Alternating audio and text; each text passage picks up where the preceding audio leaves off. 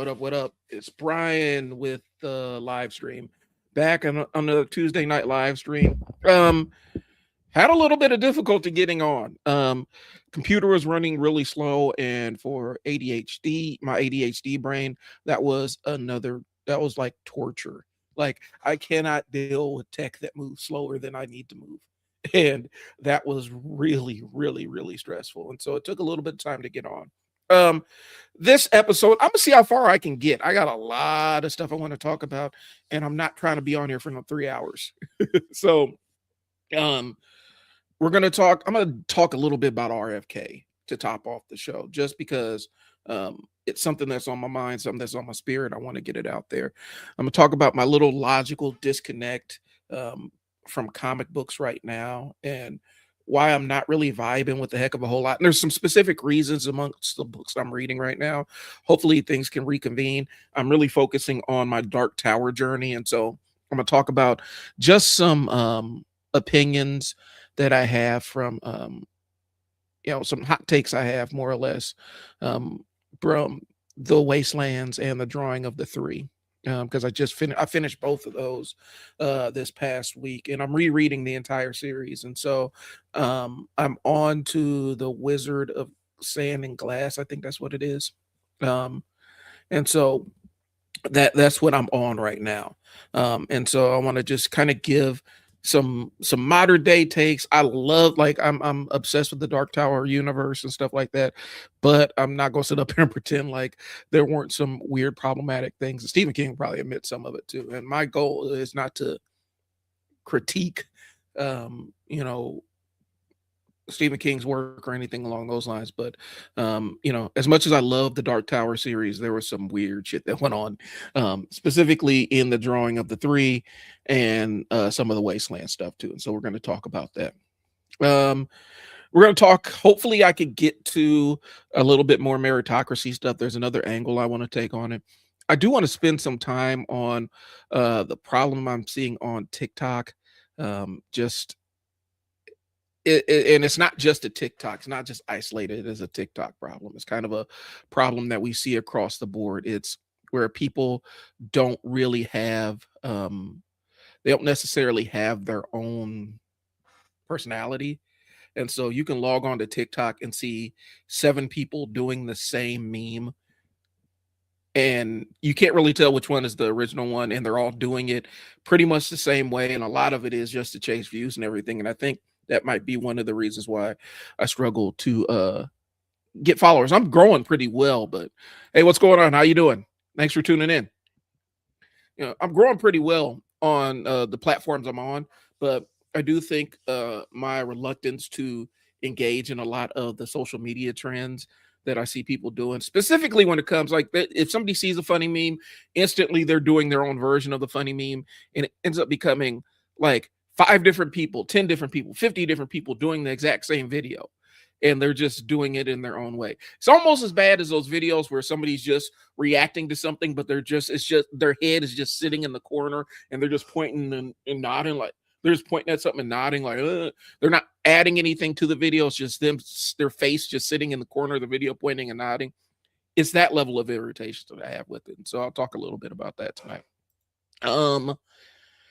And so I think that's about it right now. So first things first, RFK. Fuck him. I've been on the RFK thing through the last year.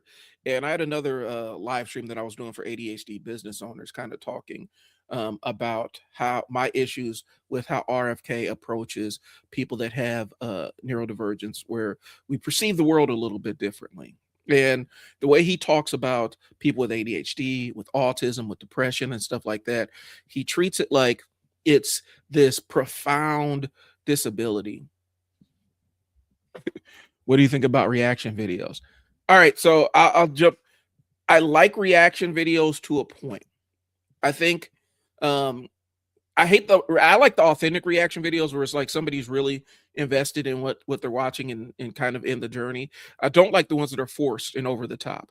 I don't like the music reactions where somebody sits down and acts like this thing is the most mind-blowing thing that they've ever heard. If it's real, it's cool, but you can always tell where there's that layer of inauthenticity to it. I don't know. I think that there's an entire like British family reacts to American tornadoes kind of thing that goes on, and a lot of times we use the cultural identifiers.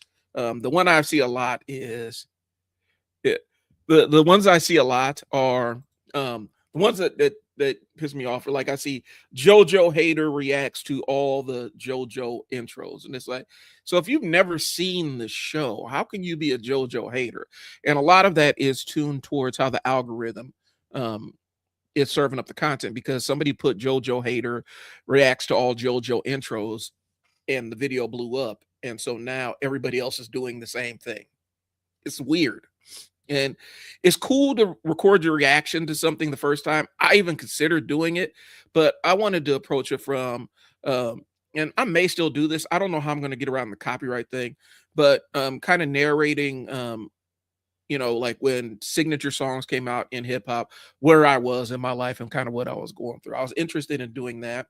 I was considering the music reaction, but it just feels like everybody's doing it, and I don't know. I don't know. And it's really off it's really off-putting when um I see a young reactor reacting to like a Wu-Tang video from the 90s or whatnot. Wu-Tang uses a lot of 5% Nation jargon and stuff.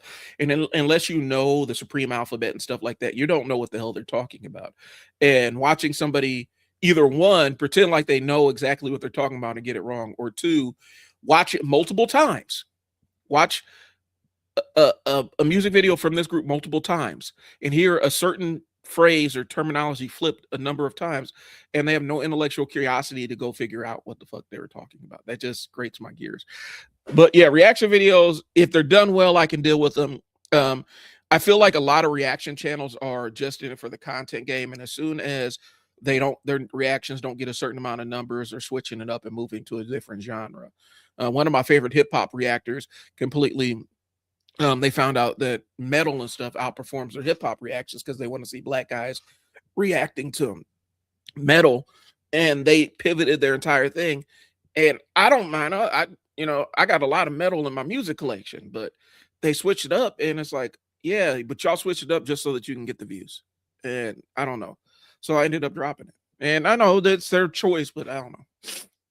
So anyway, let's chop it up. So back to the RFK thing. The way RFK talks about autism, depression, and other neurodivergence, it does feel super dehumanizing.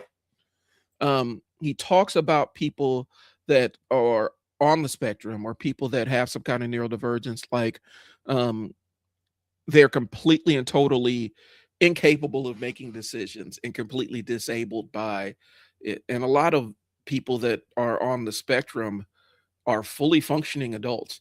They just experience the world a little bit differently. They're fully functioning kids. They just experience the world a little bit differently. And his obsession with this idea of normality, I think it even comes down to, in his mind, he has this idea of the pristine physique. And so that's why he injects himself with so many horse steroids, like an ungodly amount of steroids. I lift heavy things in my downtime. And I know somebody who's roided out when I see them. Bros will roid it out. He does enough steroids to kill a small bear.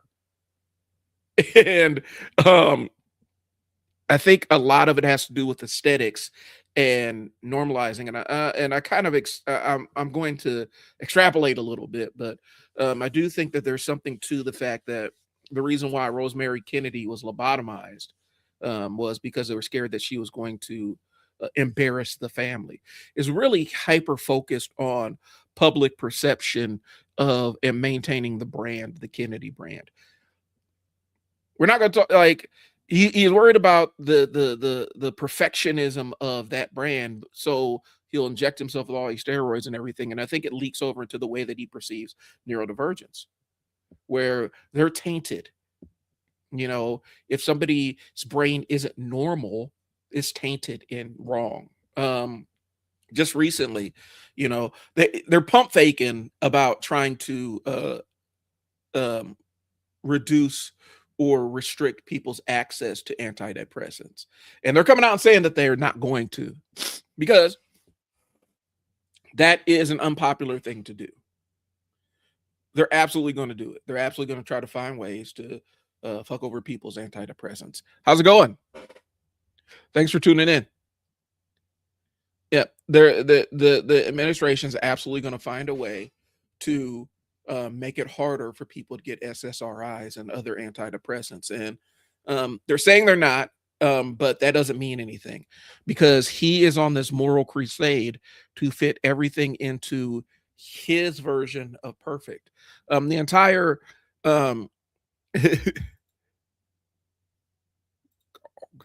okay, the entire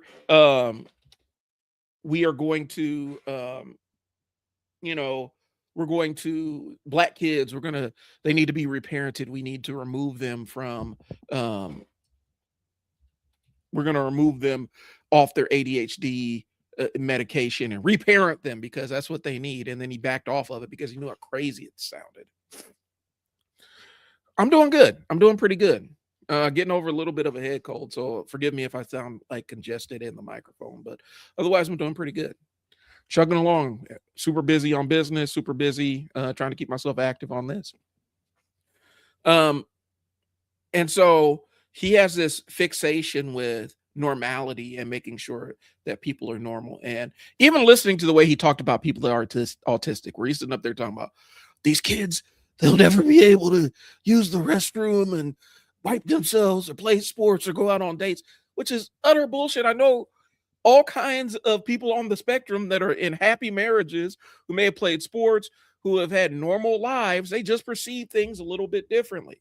And he's going off of his worldview. And the problem is, I don't care if you crazy off in your own space, but the moment your insanity starts to leak over into my healthcare, we got a problem. And I think that's part of the issues that we're encountering right now. Specifically, when we're talking about, because I've talked about being black with ADHD and stuff, ADHD is underprescribed in the black community. I'm going to tell you why. I did case management for a long time and worked with kids in group homes and everything. A lot of kids, and I say kids, I'm talking about young adults. There are a lot of young adults in jail that have undiagnosed anxiety, undiagnosed depression, undiagnosed ADHD. They may be autistic, but they're in jail. And the reason why is because there was never that pathway.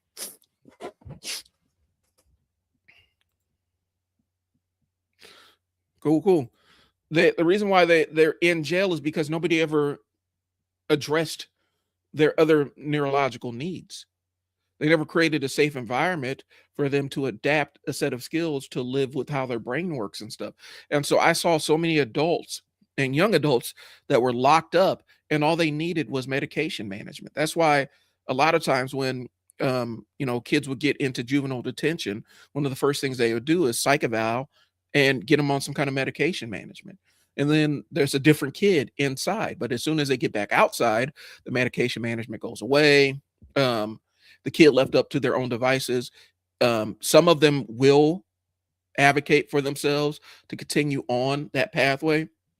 A lot of them didn't. And so what I encountered was kids that have some kind of, if they're dealing with anxiety or depression or ADHD or something, while they're detained, they would have medication management. They would have regular check-ins with the therapist, regular check-ins with psychiatrists and stuff like that.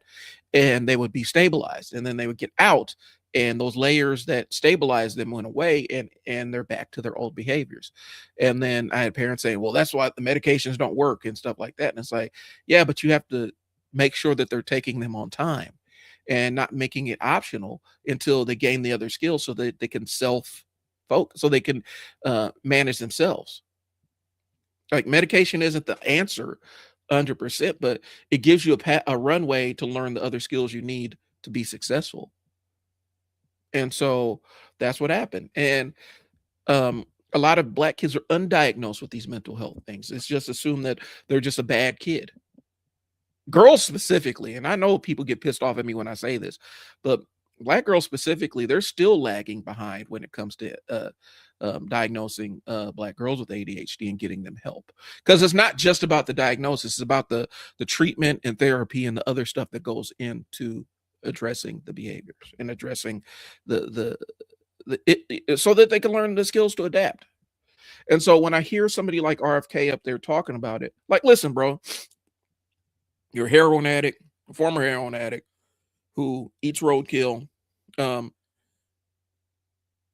whatever reason you kind of shared your drug addiction with your brother and it killed him. Really weird circumstances around your first wife's passing. You're not necessarily the most stable person in the family, but you're going to sit up there from on high. You've been rich your entire life.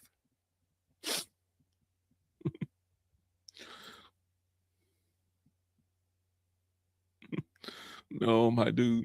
I look at an RFK like this boy was born into unfathomable amounts of wealth, and you get rich to a point where you are never held you never are responsible for your fuck ups. I know if there are people like who didn't have the money that RFK had, they had either been in jail or dead, or their lives have been ruined many times over for some of the shit that he's engaged in. And so he was detached from the consequences because the family money always kind of bailed him out. And so we're looking at a very privileged guy sitting up there.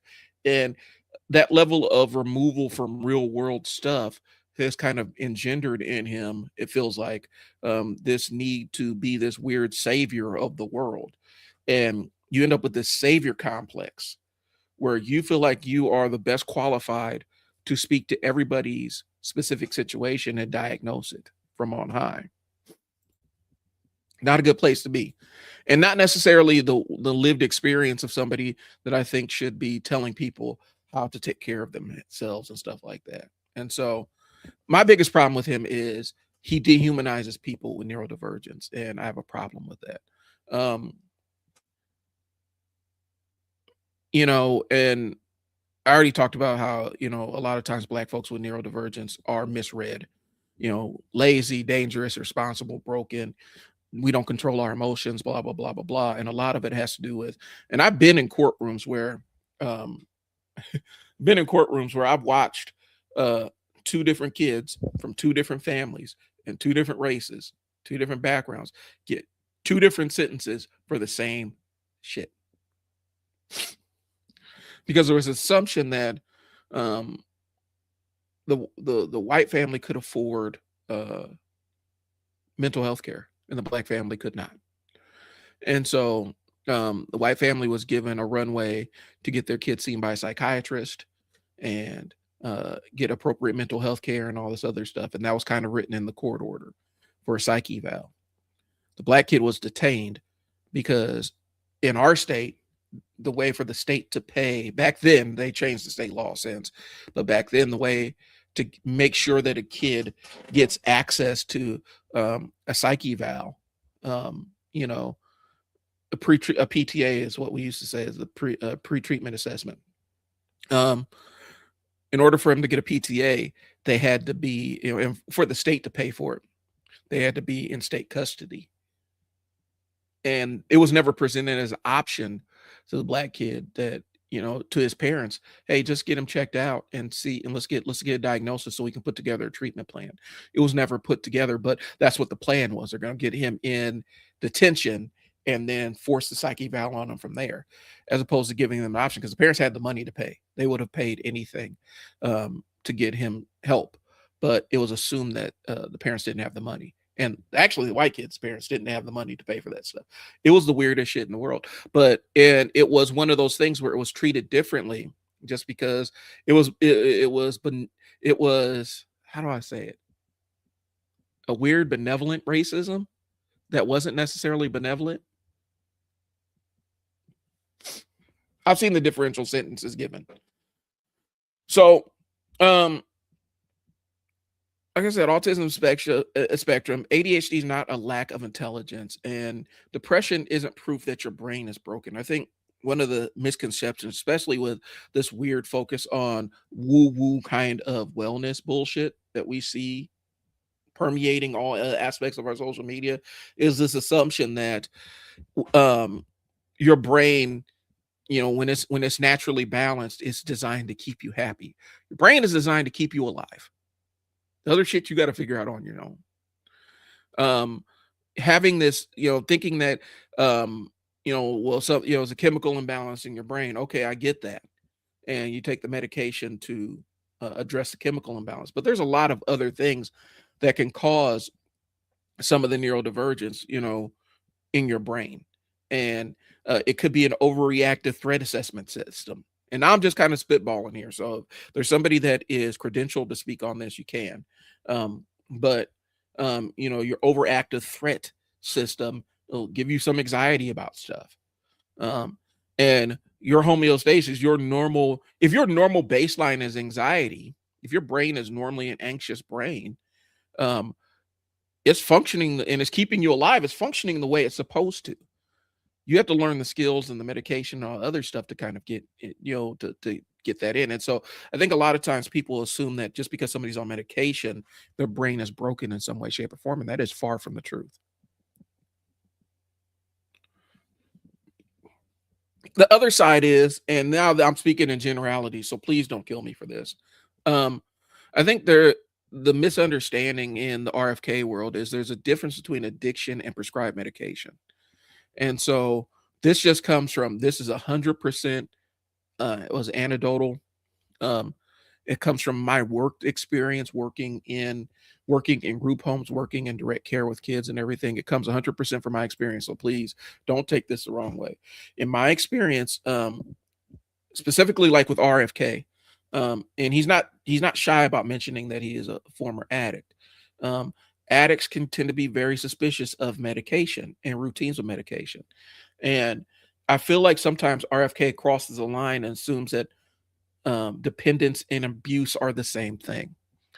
If I depend on my antidepressant meds to make sure I get up, shower, take care of my kids, go work with my clients, do all the stuff that I need to do in order to have a successful life, in order to interact with my wife and fix dinner and all the other stuff. Um, if I depend on it, I'm not abusing it. It's just another aid. It's like saying, um, to a person that has hearing loss, yeah, man, that hearing aid, that's an addiction. You're addicted to that hearing aid. Or you have some blood sugar issues, so you're addicted to that insulin. Like sometimes it's just something you need to function, and it's not an addiction as much as a quality of life kind of thing. And some people can cycle off of antidepressants. Some people just need to have them consistently in their life. Okay.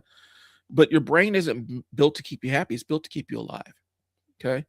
A person taking antidepressants or ADHD medication as prescribed or anxiety medication is not automatically weak or addicted. They have found something that allows them to live the life that they want. And to me, that's a lot more brave than pretending like all this stuff is evil. You know, I've heard it so many times. Well, the ADHD medication, that ain't nothing but amphetamines. Yeah, it is. But they're prescribed in a certain dose that allows a person to function, who a person with ADHD allows them to function at a certain level. Okay. And so Black neurodivergent people spend a lot of time proving that we aren't lazy, dangerous, broken, or stupid. And to this day, to this day, the lazy thing cuts like a knife, because I spend, if I'm up 16 hours, I'm working on stuff for my business or for somebody else's business, 14 of them on most weekdays. You know, I may give myself some downtime, but I'm typically working on something. And so, it's just, I shift gears really, really fast. And once I lose interest, it's very hard for me to regain interest in things. Cool. So, um, and I've been trying to prove so long, because it's like, even when I was running my group home or whatnot, when I was running my own shelter, um, I could do things and make it look easy to the degree that people who were above me didn't see all the work I was putting in behind the scenes to make the thing look easy, and they assumed that I wasn't working hard. And then when I was ready to pivot and move on from the shelter, they realized exactly how much work I put in to make sure that that shelter stayed quiet and my kids were taken care of in that shelter. But there was this assumption that I wasn't doing anything, and more times than not, it came from latching on, having an ADHD fixation on this specific kid's issue and how we can design a treatment plan or a care plan. I don't want to say treatment, but a care plan that leaned into the medication management and built the right social skills and stuff. And I would spend hours on that kind of stuff so that we can manage one very specific high priority kid. And it was assumed that I was lazy because it didn't look like I was working hard, but I did a lot of work, off the books, behind the scenes, late at night. When everybody else was off at 10, I was there at 1 working on stuff so that the next crew coming in the next morning could have an easy shift. And some of my staff would even tell you how much work I put in on the back end, but it wasn't seen. So it was assumed that I was lazy. I get that all the time. I used to get that all the time. He can do the work. He's just lazy. You're being lazy. You're not showing all your work in your math problems. Well, I can just answer it in my head. If I show my work, the numbers start flipping backwards and it confuses me. Well, stop being lazy. That one cuts like that one actually. That's one that actually cuts like a knife. Okay. So I'm saying all that to say this: RFK got to leave us the fuck alone. I need RFK to leave us alone. It's just that simple. He's surrounded by experts and he wants to inflict his own biased worldview on what wellness is supposed to be. And I'm here to tell you, eating roadkill is not wellness for anybody for any stretch of the imagination. I'm sorry. There's nothing healthy about eating roadkill or swimming in raw sewage or being damn near 80 years old and jacked up on enough steroids to kill a bear. And so I think the only difference is RFK has the privilege and the power to write how everybody else's treatment goes, but nobody really has the privilege or power to put him in his place. So that's all I got. Yeah, I'll probably be pivoting back to this, but RFK is a disaster, bro. And the pump faking, like, oh yeah, we're not going to take away your access to your antidepressant meds. We're just talking about how we can not prescribe them as much. They're totally going to try to restrict antidepressants. They're going to find a way because that is his fixation right now. He's fixated on it. Just like his fixation with, was it beef tallow? I use beef tallow all the time when I barbecue. But his fixation with beef tallow, like it's this wonder thing, just because he likes it and he thinks it works for him. And so the rest of us need to be eating exactly what he eats.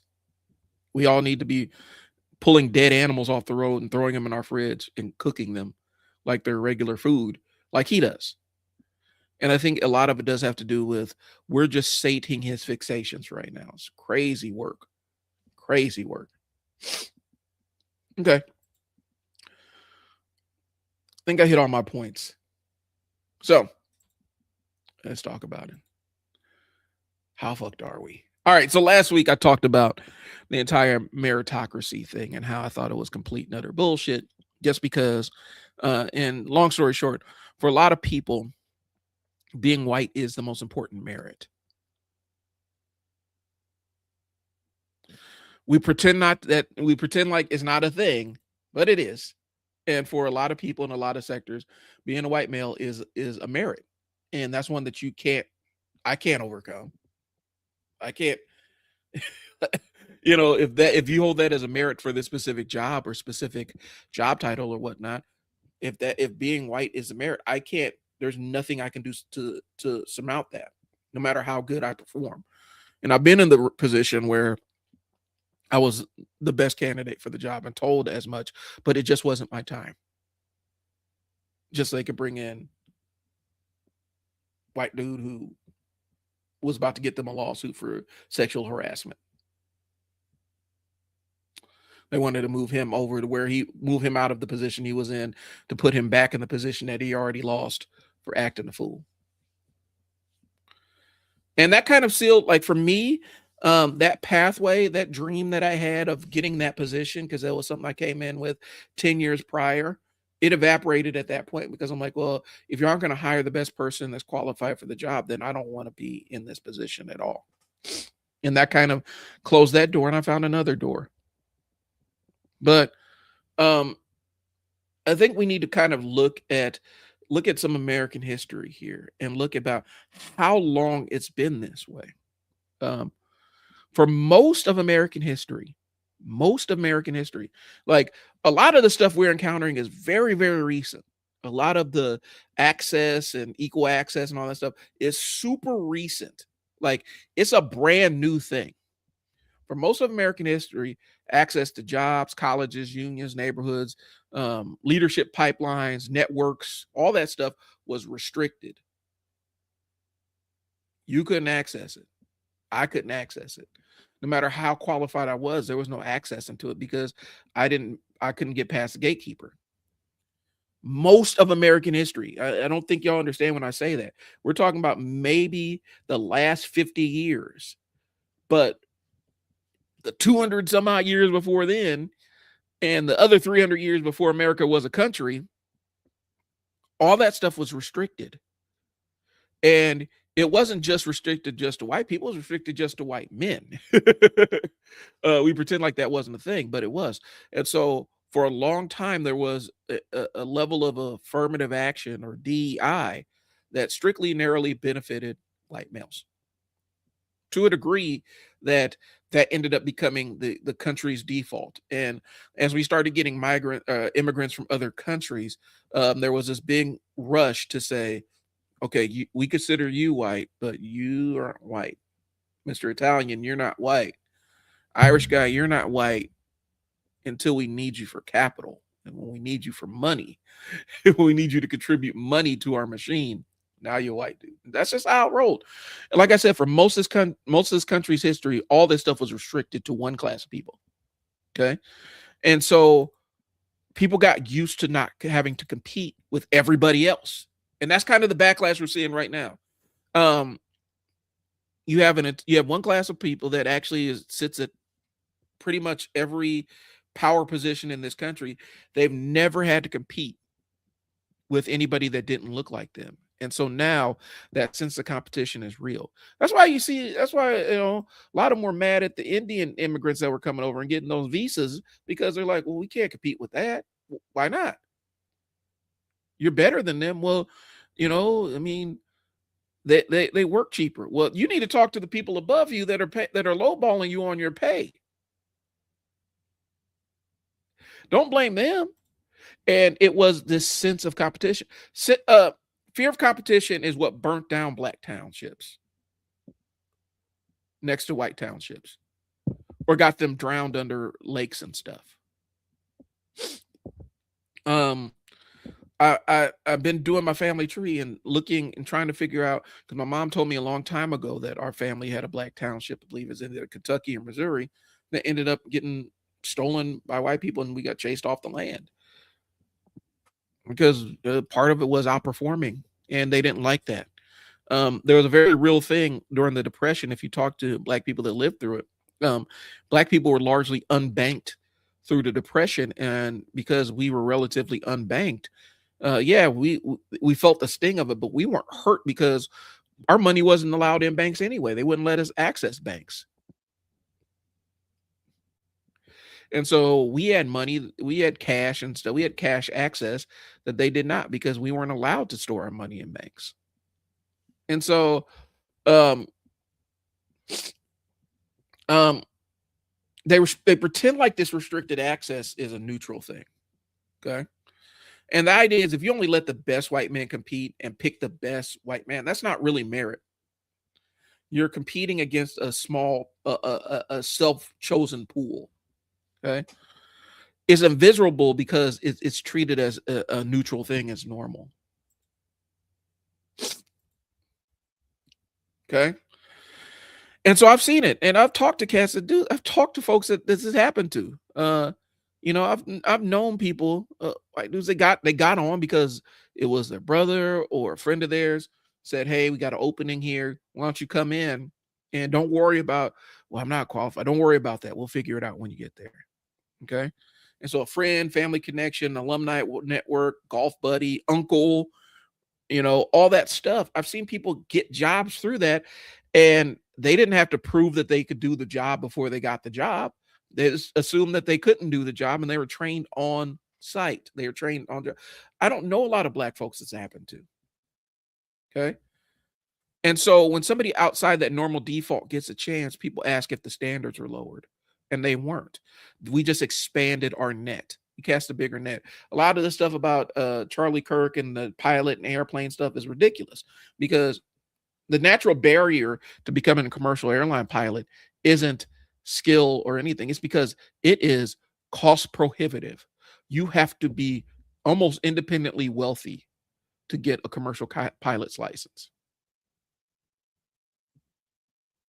Where's all the wealth in this country? Who has most of it? So that's your pool of applicants. Expanding the reach means that we're going to try to engage more people who normally don't have the money or the funds to take all these certifications and tests and training and stuff. We're going to find a way to bridge that pathway so that they can have equal access to the position when they come open as well. That's what the entire black pilot thing was about. It's cost prohibitive to be a pilot. I know. That's what I wanted to do when I was younger. I did the entire aeronautics program in 8th grade. I went to Hutchinson, Kansas, and did their version of Space Camp, was a mission commander. I've flown a plane when I was 14 years old. To be a commercial airlines pilot is super, super expensive. It's cost prohibitive. And so if you don't come from a lot of money, unless you get some kind of scholarship or something, it's very difficult to ascend that ladder. And so, yeah, it's a filtering device. And so it's not necessarily a racist thing. I mean, it's structural, but it's not directly racist to this individual person, but it is in terms of how how wealth is divided around in this country. And so when you have a job that's only available to like kids that have money, like an airline pilot, where you have to pay hundreds of thousands of dollars just to take the exams, yeah, it's going to be cost prohibitive, and it's going to be a very narrow group of people that qualify for that. Okay. Legacy admissions are affirmative action for the already advantaged. There's plenty of dumbass kids that got into college because their grandparents were somebody and their name is written on a building somewhere. Donor access, prep school pipelines, alumni networks, family history, they're all preference systems. Some colleges even have it set up that if you're the child of an alumni, you get special consideration. They're not talked about like DEI because they benefit people who are already seen as belonging. And when we talk about DEI, veterans initiatives to hire veterans are DEI initiatives. Putting Braille on an elevator is a DEI initiative. Such and such as a back injury, let's buy them an ergonomic chair so they can do their work. That's a DEI initiative. Diversity, which is this, and background and things along those lines. Equity, making sure we're all treated equally. And inclusion, we're including the people that would normally be exempted from this kind of work through factors that they cannot control. I know I know I'm losing some of y'all, so that's all right. I'm doing this for me. That's cool. Okay. Plenty of people get jobs before they're fully qualified. They learn on the job, bro. I've seen it happen where I've had hires like, yeah, well, he's such and such his kid. Let's give him a shot. Let's see what he can do. Was he qualified? I don't know. Just give him a shot. I think he can figure it out. Okay. They get access first, then training, and then mentorship, and then practice and time. For people that aren't inside the box or inside the circle, you have to prove that you're 100% qualified for the job before you even walk in. In the chat, how many of y'all have been more qualified than your manager? Doesn't matter if you're black, white, man, woman, whoever. How many of you have been more qualified than the person that is supervising you? Put it in the chat.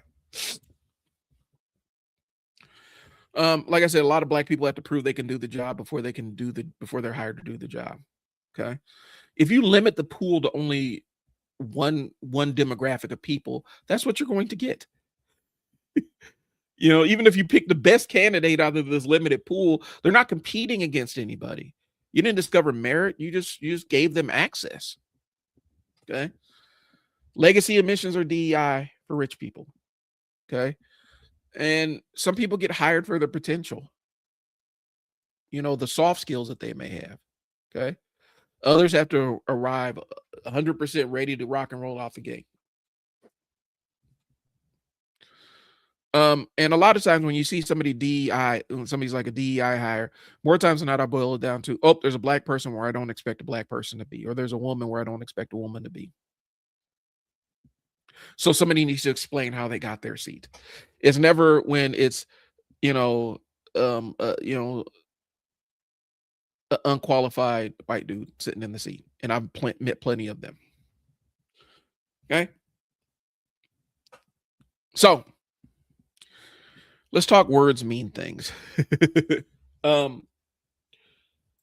pump faked a little bit earlier, talking about one of the things I noticed on TikTok and how insidious this copying everybody thing is. Like, a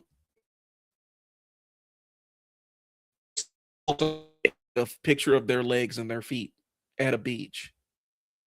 Like, she probably is owed a couple of $1 billion right now. Like, she's probably owed a lot of money, a lot of royalties, if you will. Just because she started the most insidious, the most viral thing that you'll ever see on Instagram. And I think it's to the point where, like, you get punished for not following everybody's trend. I open the TikTok. I'm picking on TikTok because that's the one that's top of mind.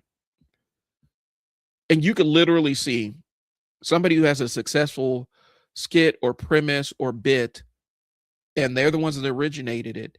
And you find 12, 13, 50 other people doing the exact same bit. And sometimes they'll even steal material from people. Sometimes they'll remix it. And I get it.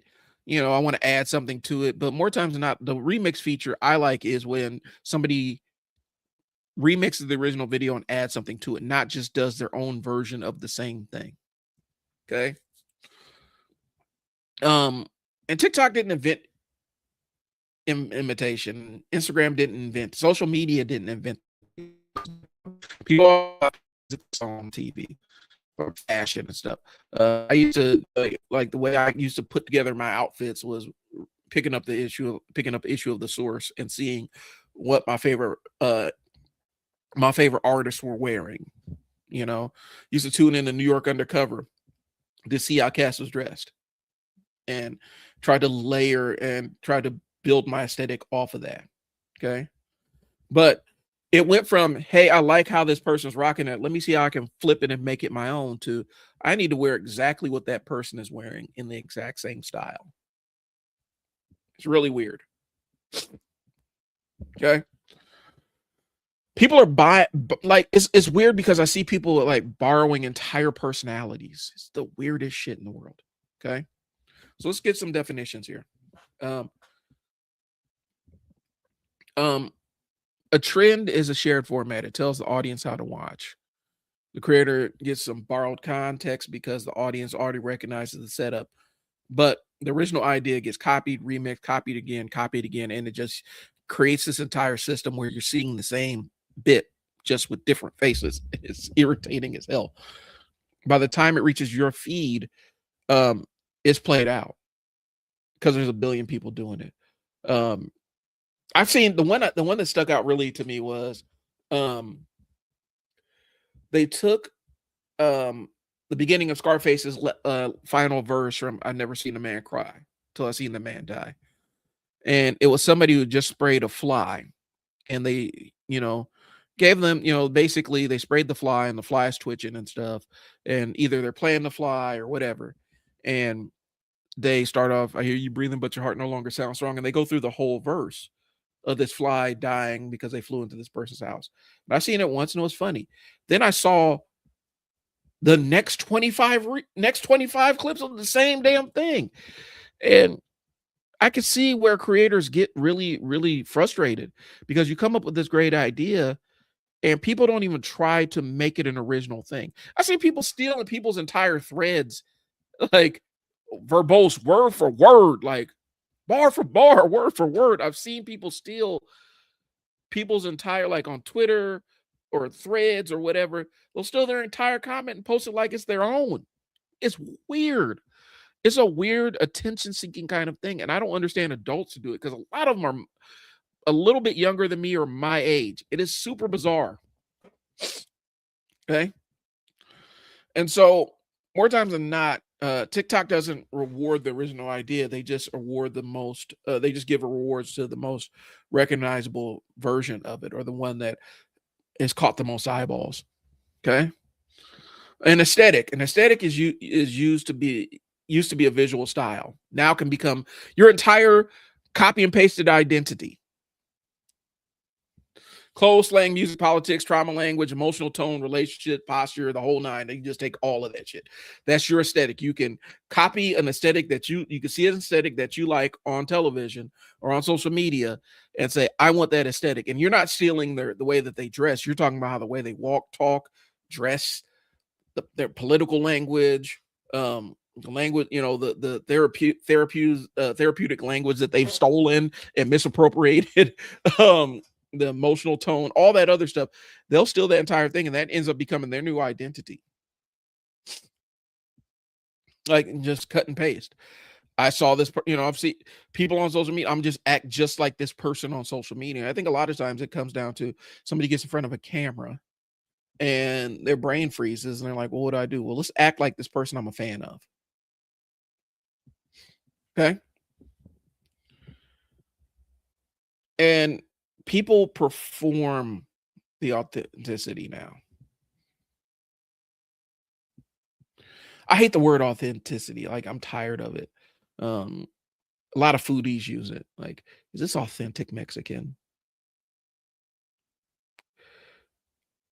Is the owner of the restaurant Mexican? Yeah. Are the people that are fixing the food Mexican? Yeah. Well, I mean, they're giving you an Americanized version of what their traditional meals are, and that's what it is. So, as authentic as it can be. Now, Mr. Celebrity Chef, white dude from Montana that went down to Mexico and stole all those recipes and everything and put them in his bistro restaurant that is somehow the most successful bistro restaurant in the world. Yeah, his stuff isn't authentic, but you say it's authentic because he stole it from the actual people. People perform authenticity, you know. Um, I've seen people fake vulnerability. It's a weird thing, bro. And everybody starts acting natural in the same way. All right, got comments. Let's go. Or the great Americanized ethnic food over authentic ethnic food. Right. Like I've seen it. What was it? It was years and years ago. It was on the Food Network, and then it kind of spiraled into its own controversy where these ladies were talking about they're a burrito restaurant and they ran a burrito restaurant and they talked about openly how a lot of times they would go down to Mexico and people wouldn't necessarily want to share the recipe, so they would peek in people's windows and they're laughing about it. And people like, that's kind of gross. They didn't want you to just take their recipes. Well, they wouldn't share them, so we had to get them somehow. And then they're talking about it's authentic. What? There was a white lady who did authentic soul food, and all she did with her fried chicken was she just go across the street and order it from Popeyes, just get a bunch of it, and sell it every single day and say it was authentic soul food. It was crazy. And sometimes you just want sesame chicken. And here's the thing: there's an entire historical context behind um Chinese restaurants and stuff like that, and the Americanized version of it. No, it was a survival instinct. And so when somebody holds their nose and say that's not real Chinese, I mean, it's an offshoot. You can ask for the other menu if you want. A lot of Chinese restaurants, they will have specific things that people know. If you know the dishes that the specialized dishes you're gonna go order, you can go order them. But I just cringe when whenever somebody starts talking about somebody's authentic food isn't authentic enough for them. It's gross. Meanwhile, you stole this whole recipe over here, but it's authentic. Right. Sometimes you just want sesame chicken. That's it. I think what happens is this American obsession with authenticity comes when you don't really feel like you have a connection to your own cultural zeitgeist, your own cultural whatever. And so you want to borrow authenticity from other sources, and then you critique that authenticity. I don't really get along with foodies for that reason. I'm in a couple of foodie groups because I like food and I like trying new things to the degree my ADHD will allow me to. Um, but I hate a lot of the foodie groups, bro. Like they really get on my nerves because of the food snobbery and stuff, and them talking about who's authentic and who's not, and this ain't real. And it's you know, this is authentic restaurant because such and such traveled down to Bogota and they stayed there and backpacked through Bogota for 2 months, learned how to cook everything, and brought all the dishes back here. Meanwhile, this family from Bogota came here and opened up their own restaurant and made it for an American palate. They won't even touch it. Recipes are still made by American immigrants. Yeah. And yeah, it's based on what they can access for food, spices, what's popular at the time, but also it's tailored towards an American palate. And I think they punish, because for a lot of, specifically when Chinese restaurants first started populating, because for a long time that the exclusion acts, depending on what the local um, governments had running, you couldn't do any, like Chinese people couldn't work anywhere else. They weren't allowed to work anywhere else, and so they had to create their own environment to make money to survive. And so they made these Chinese restaurants, and then they had to tailor it towards a palate for white Americans.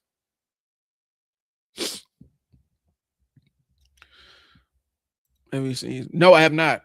Is it a recommendation? If I'll check it out, and kind of get back to you on it. But yeah, I think that authenticity argument is okay. I'll check it out. I think the authenticity argument is really racialized because some people have decided that they are the arbiters on what is authentic ethnic food and what is not. And you're not even part of the group. Like you're sitting there. What was that one? I forget see his name. He used to travel around on the Food Network and eat bizarre eats. And he put his foot in his mouth one of these times, talking about his restaurant was authentic Chinese, not like these other Chinese restaurants who serve Americanized Chinese. And it's like you a whole white dude up here talking about your restaurant is authentic Chinese as opposed to the Chinese restaurants that's actually owned by this Chinese family who are serving Americanized Chinese for a palate of American people who just like Americanized Chinese food. But you're disparaging them, saying your stuff is authentic. It's such a slippery slope. Yep. And then I'm gonna check it out because I've been fascinated by the topic and why they get so randomly placed. Yeah, and a lot of it has to do, and I don't want to go in. I'm not going to go into all you know, the immigrant money lending systems that exist, which befuddles a lot of racists are really befuddled by. How are these immigrants coming over here and have money already? Well, because there is, you know, depending on where you're from, in some African countries, it's called susu, and others, it's a community lending thing. You come over, you get the pot of money to go to school, start your business or whatever, get your family stable, buy your house or whatnot, and then you pay it back so the next person can have it. so you don't have to go to a bank. It's a beautiful system. I don't know if it could work in America. Um, I know black people had a version of it, it pre-depression, but that also comes from that was something that came from Africa that was just kind of passed down, but it was community lending thing. Chinese concerned immigrants, and it taught the recipes, right? Okay, and they sent them to different cities in the Midwest. And then you have, I think it's Andrew Sullivan. I think that's what his name. No, not Andrew Sullivan. Andrew Sullivan is that dude that was always on Bill Maher. I couldn't stand. It was Bizarre Eats. Let me look at it because it's going to bother me until I go to bed. Anthony. All right. Bizarre Eats with Andrew Zimmern. And he did that entire, I'm going to start my own authentic Chinese restaurant. It's not like those fake Chinese restaurants out there. And it's like, bro, you can miss me with all that. Yep, that's who it was. And he put his foot in his mouth. Oh, this is authentic, not that fake Chinese stuff. And people got on his ass rightfully about it because it's like, how dare you? Like, when did you put yourself as arbiter of what is authentic and what's not? I think that's why Anthony Bourdain was such a gem about stuff, because he had an understanding, and there's a level of cultural intelligence that he had that I didn't see with a lot of these other traveling food shows. There's an air of cultural intelligence, and it may not be for me, but it is. This food may not be for me, but it's not about me, kind of thing. Yeah. So I don't like that fake authenticity thing. Just irritates the ever living hell out of me. Okay.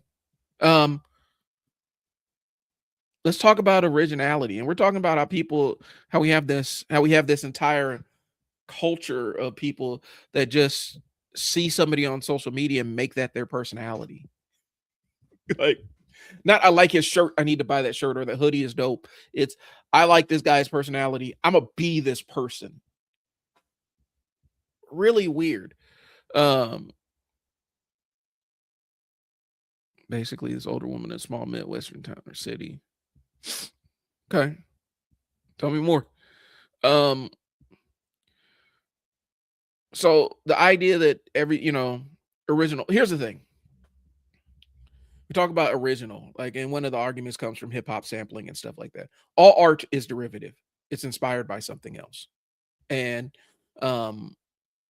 as a result, everything is sampled and remixed. It's just how you put it together, how you piece it together. And if you ever produced a hip hop beat or ever done any sampling, there's a lot into it. There's a lot of musicality that actually goes into the entire process of being able to understand drum patterns and sequences and things like that, and just understand the musical language and what you want to convey.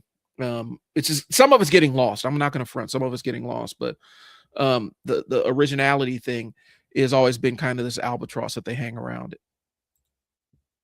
She had a blog about her favorite restaurants, and they were Applebee's, Olive Garden. So people started insulting and slagging her on the review. Bourdain heard about it and published her blog as a book to show people how to eat in these towns and how people resonate with their communities. Right. If you've never been outside of your community, you're going to gravitate towards the places that are most accessible to you.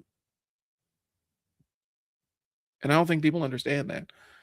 And then specifically, I have, and it's a neurodivergence thing. I have my safe foods that I know that I can get, and I'm not going to run any weird texture issues or something that doesn't sit with me, because a texture issue can absolutely put me off something for years.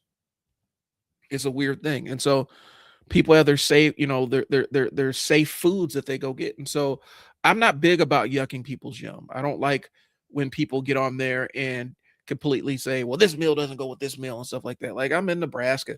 One of the things that's a defining meal around here is, and I don't know where people got the idea that we like cinnamon rolls and chili.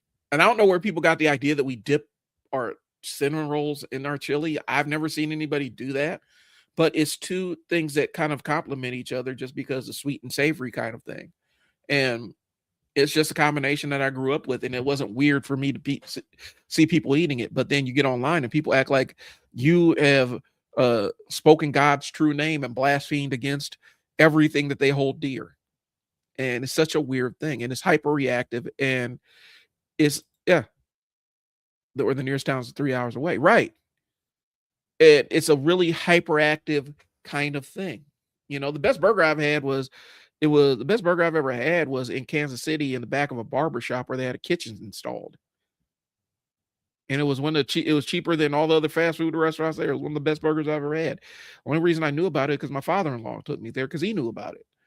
But people get really snobby about that kind of stuff. I'd rather go there than, you know, where the burger guy comes out dressed like a lumberjack, and the sides are not called side items, they're called accompaniments and stuff like that, and everything's served a la carte, and everything's on a brioche bun and everything, and you got the same lifeless burger patty sitting in front of you. I was thirsty before I realized those two things weren't just automatic. I was 30 before I realized, yeah, people and they're like, oh my God, that's so disgusting and weird. No, it's just sweet and savory. Like peanut butter and jelly don't go together. What was the restaurant? I can't remember where I got the burger from. And my father-in-law passed, so I can't ask him. But yeah, he took me there one of my earlier trips when I went down to KC with my fiance at the time, my wife. And he's like, yeah, I'm gonna show you, Brian, I'm gonna take you to this place. And he took it, and it was a good burger. It was an amazing burger. I don't know where it was.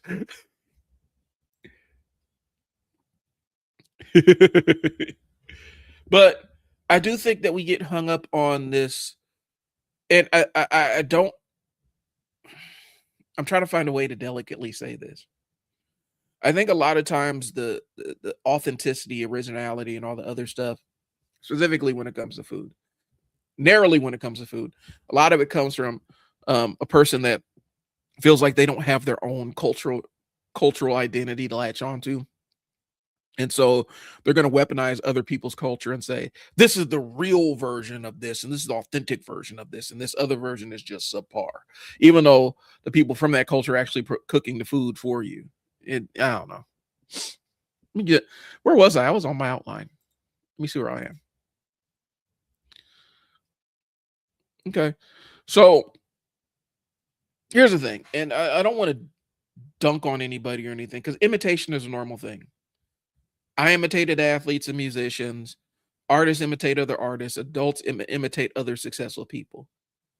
But it shouldn't circumvent who you are. It shouldn't supplant your entire personality. I've seen people become Gary V. I've seen people become Gary V. It's really off-putting. Or whatever, hustle bro influencer out there. And I don't mind them. I'm not anti-hustle bro as much. I do realize bullshit when I see it, but I've seen people adopt entire personalities from social media personalities they follow, and it's super, super weird. Or they take something they've seen and try to crank it up to the logical extreme. That Chud the Builder dude, like, he saw what Nick Fuentes was doing and said, I'm gonna take it to another level, and I'm gonna actually go outside, walk around Nashville, Tennessee. He ain't walking around Memphis doing this. He's walking around Nashville, Tennessee, calling people racial slurs and then threatening them to shoot them if they try to square off with them or mace them or whatever. Not understanding that's kind of, that could be an aggravated assault if somebody got motivated and wanted to press the issue with them. But anyway, he decided, I'm gonna take Nick Fuentes and turn it up to a bajillion. And because Kick doesn't moderate his content the way it should, he's walking around Nashville calling black people the N-word and all this other stuff directly to their face. And then when they're like, "What you say?" He's like, "I'll shoot you. Don't come at me sideways. I'll shoot you." And it spawned, like, I know when I look at him, that's not his personality. He ain't really on that. This is something that he's doing for the content. And I feel like there's an expose out there just waiting to drop where Chud the Builder was some other innocuous internet personality who decided to lean into that racism really hard and build a personality out of it. And a lot of it is just stealing Nick Fuentes' stuff. Okay. I think one of the things is, and we got to talk about the templating of identity, because that's a social media construct where, you know, the and I'll give some examples because this is what I came up with on my outline. So I'll be reading verbatim from this. So soft life, red pill, alpha, trad wife, healing journey, chaotic ADHD, grind set entrepreneur, brutally honest person. All those are social media templates of identities. And they're empty and they're hollow because people are just stamping an identity, ascribing an identity to it, and saying, this is who I am now. Embrace me. This is who I am. This is my story. I'm a soft life, or I'm a red pill, or I'm a black pill. And a lot of it is, I agree. A lot of it is grifting. For the big personalities, it is, because this is how this is kind of cult, building up your cult following and stuff so that you can extract money from them. But other people, they see it and they don't even monetize it. They don't even do anything with it. At least rip somebody off. If you're going to be, if you're going to be Chud the Builder, at least rip somebody off and get money out of it. If you're going to walk around being a racist asshole and then threatening to shoot people who confront you on it, at least make money off of it. Don't do it for free. Grift somebody. At least I respect you if you're going to try to grift somebody. But if you're just doing it for the love of the game,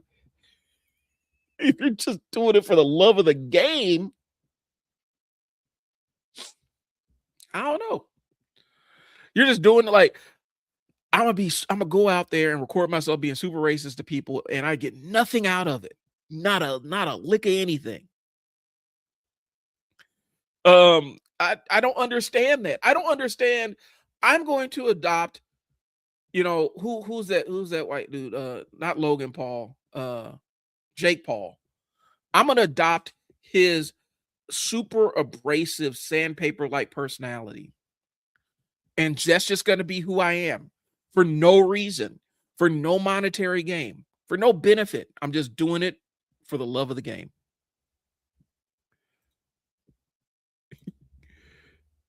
Yeah, it's just, I'm doing it because I want to be an awful person in general. It's weird. Make money off of it. Sell some shitty energy drink or, some crypto scam to somebody or something. But just don't go out there and do it. Kids, just don't go out there and do this. Have a reason. We used to have a reason for our con artists, bro. Like that dude used to come on TV talking about, I'm going to tell you how to make thousands of dollars just writing classified ads. And he never really explained how he did it, but he got millions of dollars off of that. And the offer didn't make the slightest bit of sense, but he's just going to tell you how you can make millions of dollars writing classified ads. At least he had a grift. He wasn't just doing it just to do it.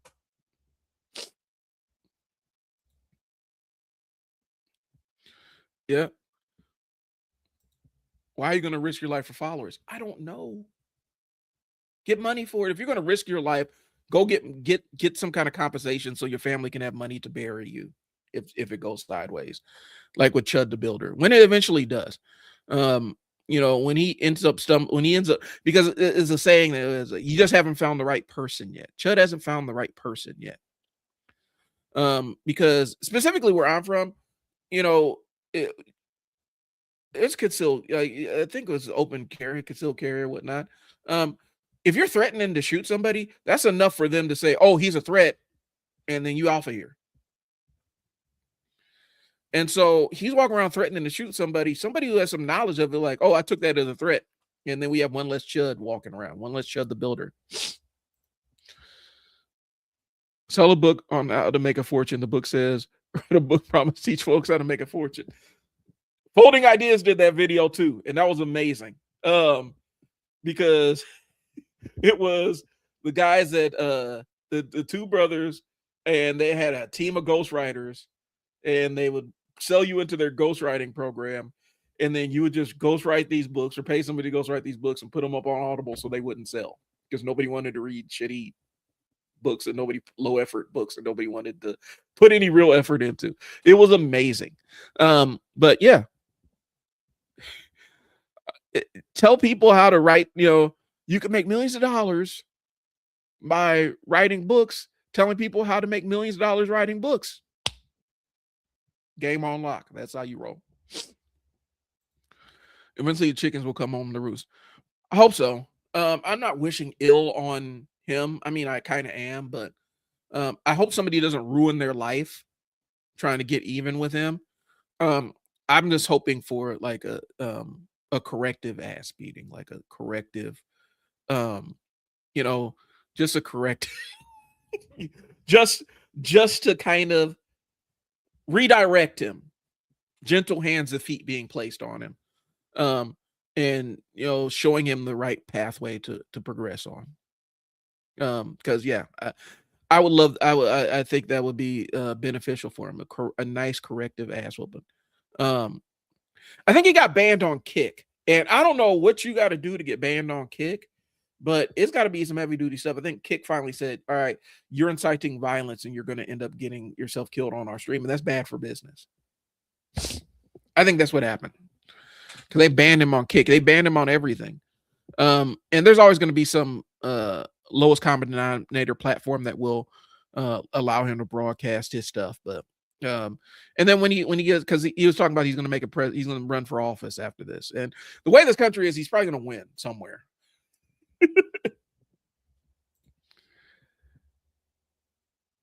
Other comments didn't show up. Let me go back and see. There might be a lag.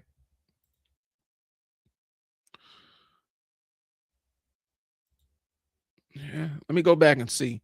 Last week it was I was trying to do use the Meld Studio, and none of my comments were showing up. And so I switched back over to StreamYard, and we'll see how that works.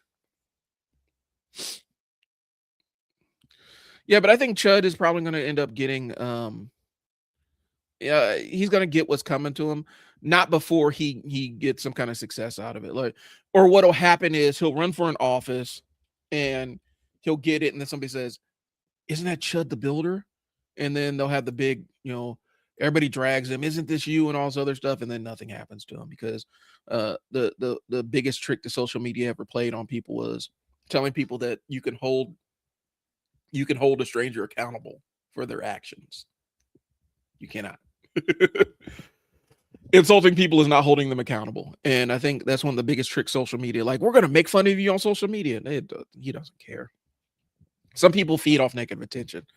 I used to have kids in my shelter that they would try to assault a staff member just so, because in other shelters they had, if they were aggressive towards a staff member, there would be a takedown, and they wanted that physical contact, and so they would intentionally assault people to get the physical contact.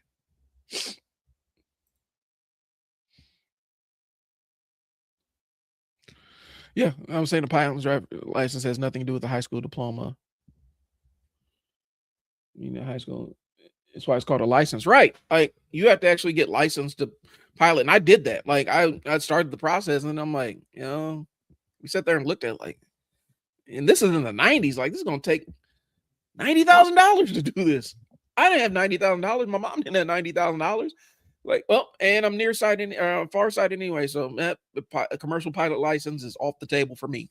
But it was prohibitively expensive, and even a private pilot's license was expensive. I wasn't going to pursue it. And it's weird because I'm scared of heights, but flying a plane didn't bother me when I was a kid. And so let me see where I'm at here, make sure. I think a lot of people, specifically kids, but I've seen adults where they just log on, follow somebody they like, and then I'm going to just take their whole vibe and aesthetic and personality, and that's going to be me for the next year. Then they decide I'm gonna discard that, and so I'm gonna embrace a new personality. Now this is the new me.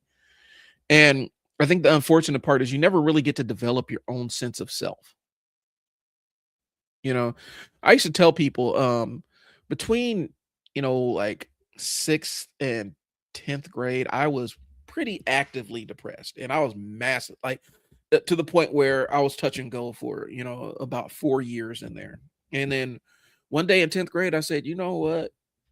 Fuck them. I'm gonna do things my own way. And I started dressing my own way and doing my own thing. And that's when I found my circle of people. And had I not had that growth journey where I was like, I'm gonna just, I can't find anybody that I align with because I'm trying to fit in. So I'm gonna just stop trying to fit in and be my own self. That's what saved my life. And I think unfortunately what happens is a lot of kids that get on these social media platforms, and not just kids, because they're adults they're doing, which is really weird. Um, they get on the social media platforms and template out their personalities, and they never get a chance to create their own. It's really weird.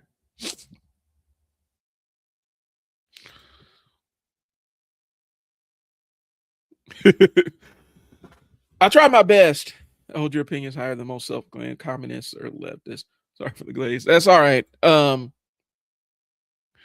I don't mind. Like, there are people that I like. Like, I do follow like Lil Bill. I do follow FD Signifier, Illuminati, a couple of other people in the space. But I also have, you know, James Baldwin, George Jackson, you know, Soledad Brother, which is an amazing, amazing book about prison reform. If you ever get a chance to listen to it, it's the notes of George Jackson. And so I have a lot of templates and whatnot. And to be honest with you, I'm kind of, I'm opposite of who I grew up with. Welcome back. Blood in my eye. Yep.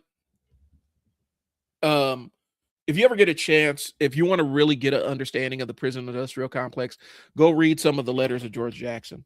Um, because he was he was transcendent, and this kid was ahead of his time, and it's really sad.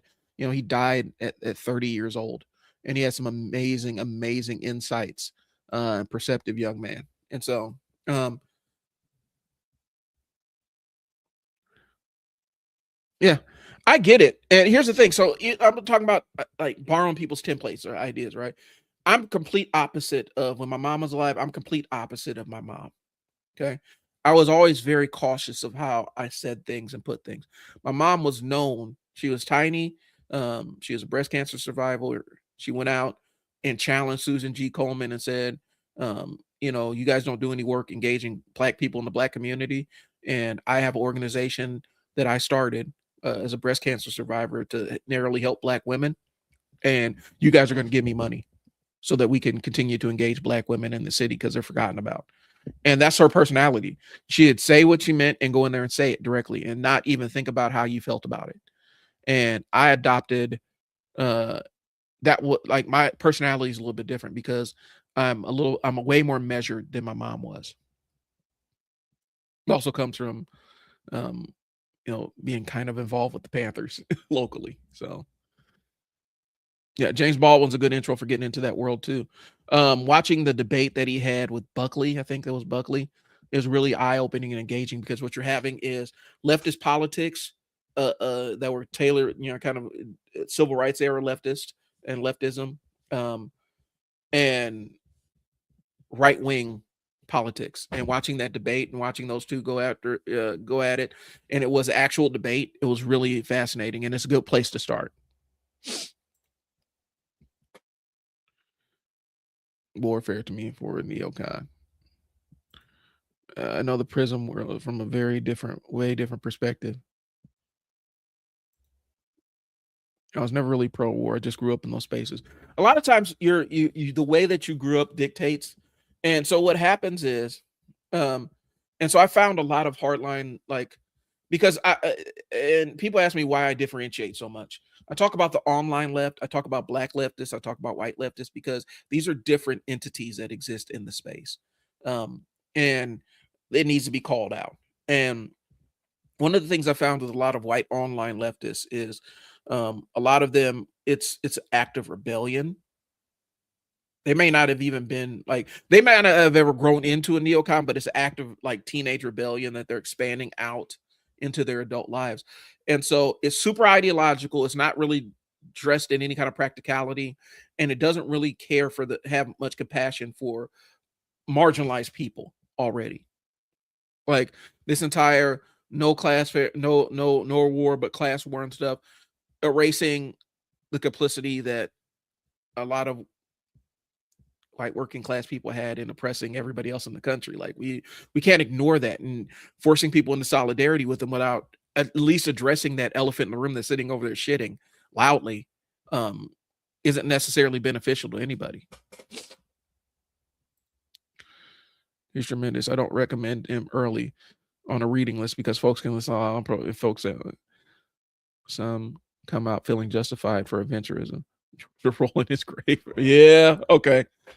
I'll take that bit of feedback. But yeah, I enjoy and understand. So I grew up in a house where we had a lot of like Black Panther propaganda because my mom used to collect she didn't collect it, she held it in the house. Like I'm trying to get you guys to understand what this was. My grandma was a curator for the Black History Museum, and so I kind of, when I tell people I grew up at the knee of Black educators and Black historians and anthropologists, I really did. And so my mom had a lot of Black Panther, Black nationalist, Black leftism kind of stuff, and so I grew up reading a lot of that, and so it colored my experience. So I may have had by the time I was like 14 or 15, I had a more in-depth, at least familiarity, maybe not because I didn't have the world experience. I didn't have the world experience, but I had a familiarity with a lot of the content.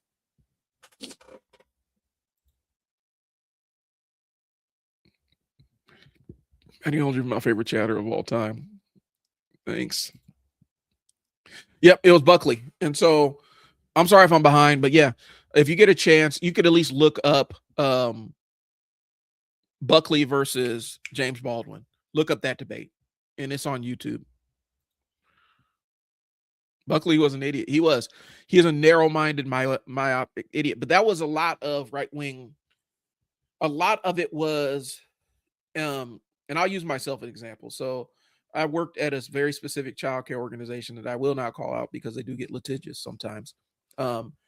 And it was a residential environment where, and we did a lot of good work.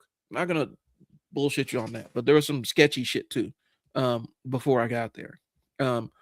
But it's kind of set up in these home environments or whatnot. It was basically replicating a white suburban neighborhood, because that's really what it was. And you'd bring kids that were troubled into this white suburban neighborhood and then focus on skill development and stuff like that.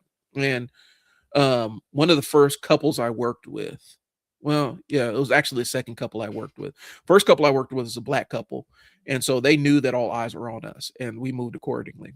The next couple I worked with, they were super right wing, super religious.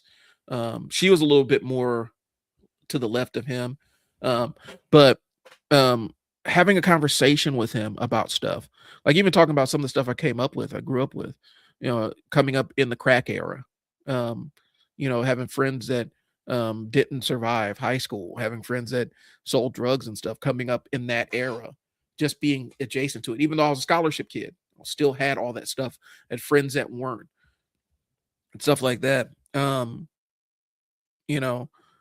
He's like, well, if you could take away all that stuff that you experienced, why wouldn't you? Because it made me who I am. It's like, but about the time you almost died, yeah, it made me who I am. I almost got shot and killed when I was in first time, actually, the first time. The first time was my senior year. I was 16, 17 years old. And mistaken identity, high-speed chase, gunfire, a dead sprint from a mile, running from people shooting at us. I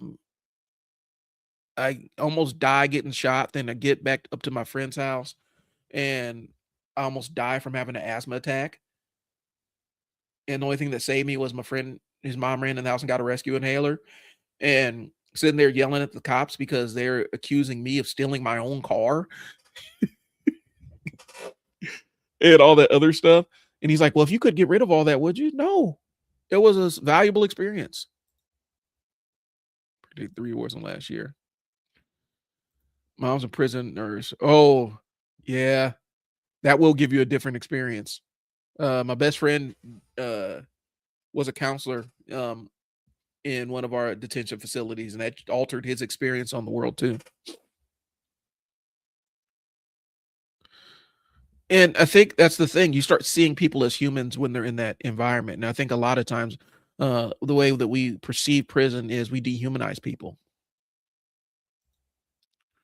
Terrible economics, really. Sorry, I'm not ignoring you guys' comments, but they're rolling in a little bit slow on my end. There's as Gerald Lawrence says, our friends on the left. Yep. That is occupying the room. I think that we spend a lot of time not addressing that big, huge, stinking elephant. Yes. And that's the thing. And when you talk to a lot of leftist bros that came up where this is a rebellion against their parents or whatnot, they fervently believe this stuff because they don't have any worldview context to kind of shape their beliefs a little bit. And so they can be zealots about this stuff. I ran into it with, you know, a lot of, a lot of the Palestinian, the people that were talking about the genocide, because I'll call it genocide. The genocide happened in Palestine. And it's like your zealotry has enabled them to turn it into more of a parking lot than initially was allowed, because now you have a relative, I don't want to say relatively restrained, but a more limited, slightly limited Netanyahu, and now he can just do whatever the hell he wants. And the people in Palestine we're begging y'all not to vote for dipshit who's in office right now. And y'all didn't want to listen to him because y'all knew better. You knew better than them. And now it's happening. All this genocide stuff is happening without any fanfare, no attention on it. Because don't get it twisted. They're still killing Palestinians.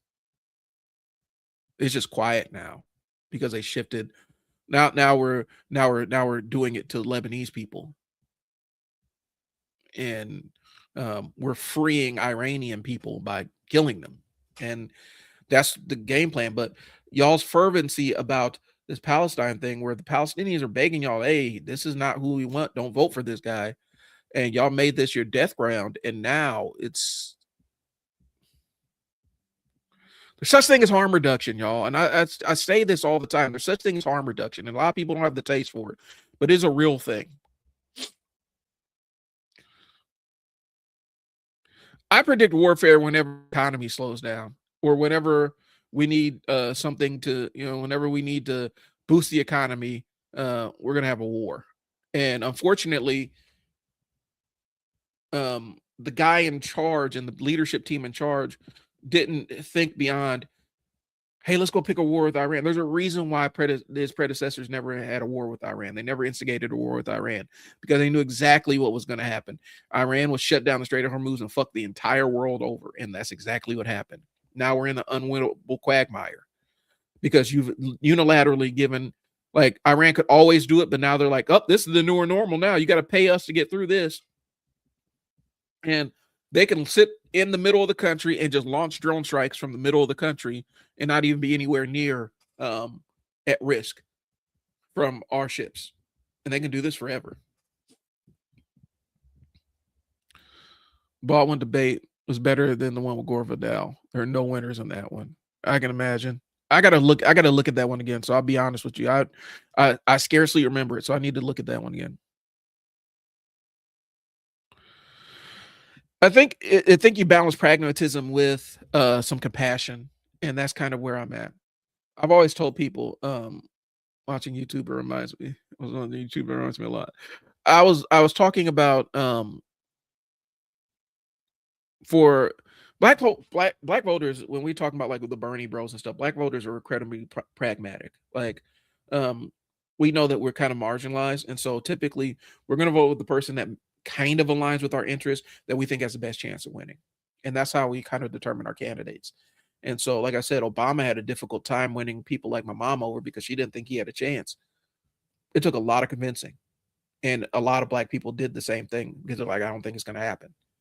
So we're incredibly pragmatic and protective of our votes. And I think a lot of like Bernie bro specifically ignored that. And with the low information voters and insults and stuff like that, what happened was they came out there and started banging on, specifically in the South Carolina primary, started banging on the black voters in South Carolina and calling them everything but a child of God, and then expected black folks who were their children to just fall in line and stuff. And you alienated, like, you're not going to, I may disagree with people that are older than with black folks that are older than me. I may disagree with my elders, right? It's one thing for me to disagree with my elders. It's another thing for some third party to come in and insult them and expect me to align with them. And that was happening. And so they turned off a lot of black voters who had probably been on their side had they not taken that approach. Plus, internally, Bernie's campaign, and people will tell you, like, there are people in the campaign that said, hey, your outreach to black people kind of sucks and you need to engage them a little bit more. And it got shut down by people at the top of the campaign. And there were black staffers telling them that's where he was failing. That was his blind spot. Why should I erase who I am? It's other people who suck. Why can't they change? You damn Skippy. Class reductionism hurts black people so much. That is the absolute truth. I've been happy to see how much pushback there is on those leftist Western types. Dr. Ball, Horn, Crockett in this new book, a lot of streamers and a lot of communities, but social chauvinists are loud and amplified. I know, I have an idea who you're talking about. And they're also white coded. One of the main culprits is very white coded, and it's unfortunate because he does have a good community, a wide community and a wide voice. But I also think that when people look at, and I'm not going to name him because I don't want his stands in my shit. But I do think that people don't understand that he does come from a position of relative privilege. And so he's talking like, and I know that people said he does some stuff behind the scenes or whatnot, but his fans aren't. I'm trying to find the way to say this. If you're playing a board game, right, and you don't like the rules of the game, you can either get everybody to agree to new rules. You can start a different game and start playing a different game and see if you can compel people to play your game, or you can get up and leave. And I think what happens is, specifically on the socialist front and a lot of the online left front, they expect everybody to just play by their rules and just fold to that, as opposed to a compromise. Like, I've seen more intractable positions come from the left where this is a non-starter and stuff, and you can't do politics that way. It sucks, but you can't do politics that way on the left, because on the left side of the spectrum, because the left is already fragmented as it is. The right is unified. And even if they don't overtly agree with some of the crazy shit that's coming down from up top, they will absolutely do it. They'll hold their noses. I think Israel's letting us do their dirty work, but at the same time, I don't necessarily buy that the U.S. is under the control of Israel or whatnot. I think Israel is a way for us to control. We see them as a way for us to control the oil markets. There hasn't been a surprise war in our lifetime. I think that these days the ground is openly paved in one direction for yeah. And I think I feel like it's surface level. That's what my problem is. Not saying that Israel isn't an apartheid society. Not saying all this other stuff isn't necessarily true, but I do think that their hatred of the system is, because what would have happened if left to his own devices, Israel would have arrested Netanyahu, thrown him in jail. That entire, a lot of the stuff that's happened has been the thing that keeps him in office, because he's a wartime president, more or less, now, and so they can't really move against him. But he was on his way to being ousted and put in jail. I think they had found him guilty of some shit, and they were sick of him. Sorry, I'm catching up. Gonna kill journalism or do some amount of hatred and result. Here's the thing. I think that's the scary part, because it's unfocused hatred and resentment, because there's a myriad of things that you can dislike about Israel's foreign policies. There's so many different things, so many gross things that has been done in the name of that. But I don't think that moving forward that hatred is going to prove to be beneficial. I think we have to be precise in what we're against. And sometimes I think we lose sense of that. That's like the blind, I hate Trump everything. It's like, okay, but there's so much, pick what you're going to be against him for.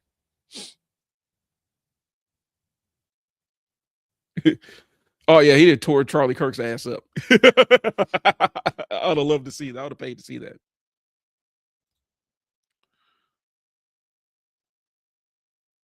Forget they exist. The tail does not wag the dog. The U.S. controls Israel. That's what I'm saying. The U.S. controls Israel. They do what we allow them to do. And so that's why there was some, with the Biden administration, there was a bit of, there was accountability that was lacking because they're doing what they're allowed to do. And I know in this country it's political suicide to align yourself against Israel. It is. I mean, just is. The coalitions, it feels like the energy's shifting, but I'm telling you, the political machine, you still got to play the game to a degree. And I don't know. I think that the unfocused rage is actually going to be detrimental in the future.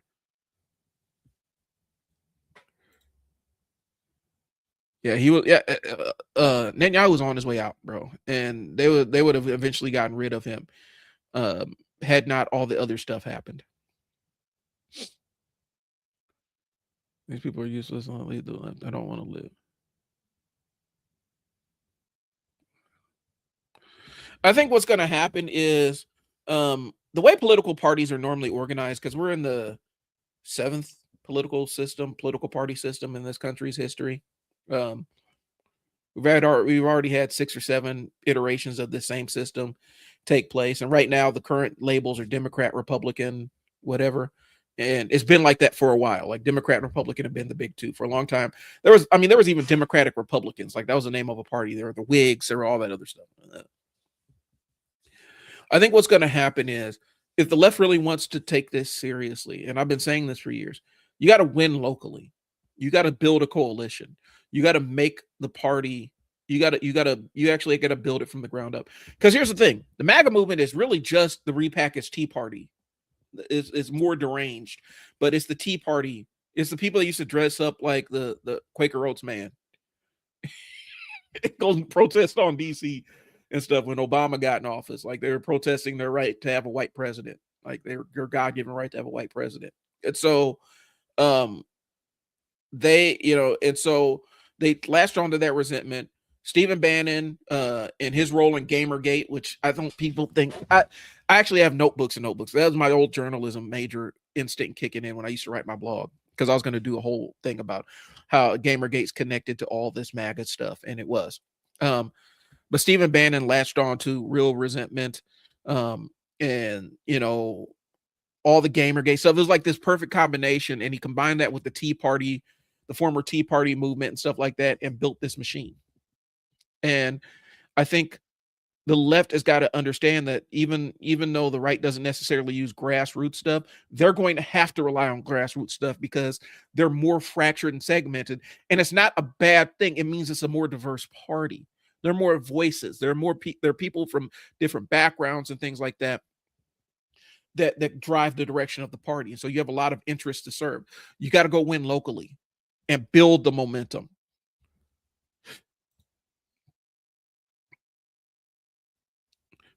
I think there's utility for the political correctness too, though, because you do have to build coalitions with people.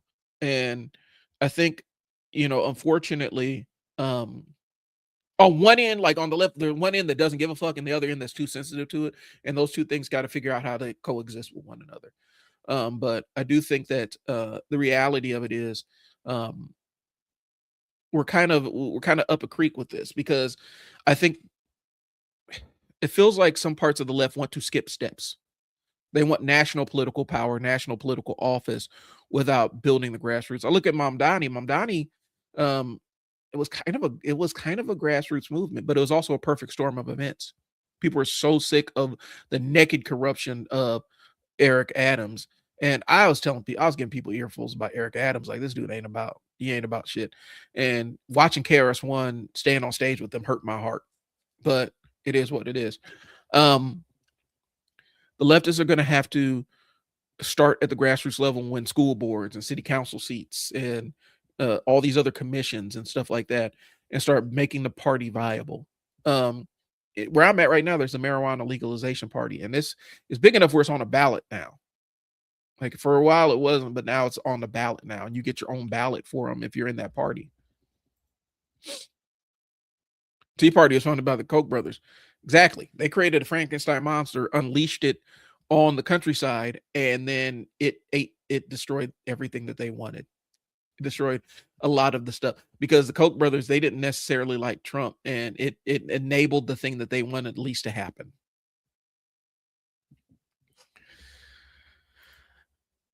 It was astroturfed. I should have said astroturfed. But what I'm saying is, it didn't have to be ground roots because there was already a conformity. And I'm realizing that, and I know I'm going to get into it with some conservative jobs on here.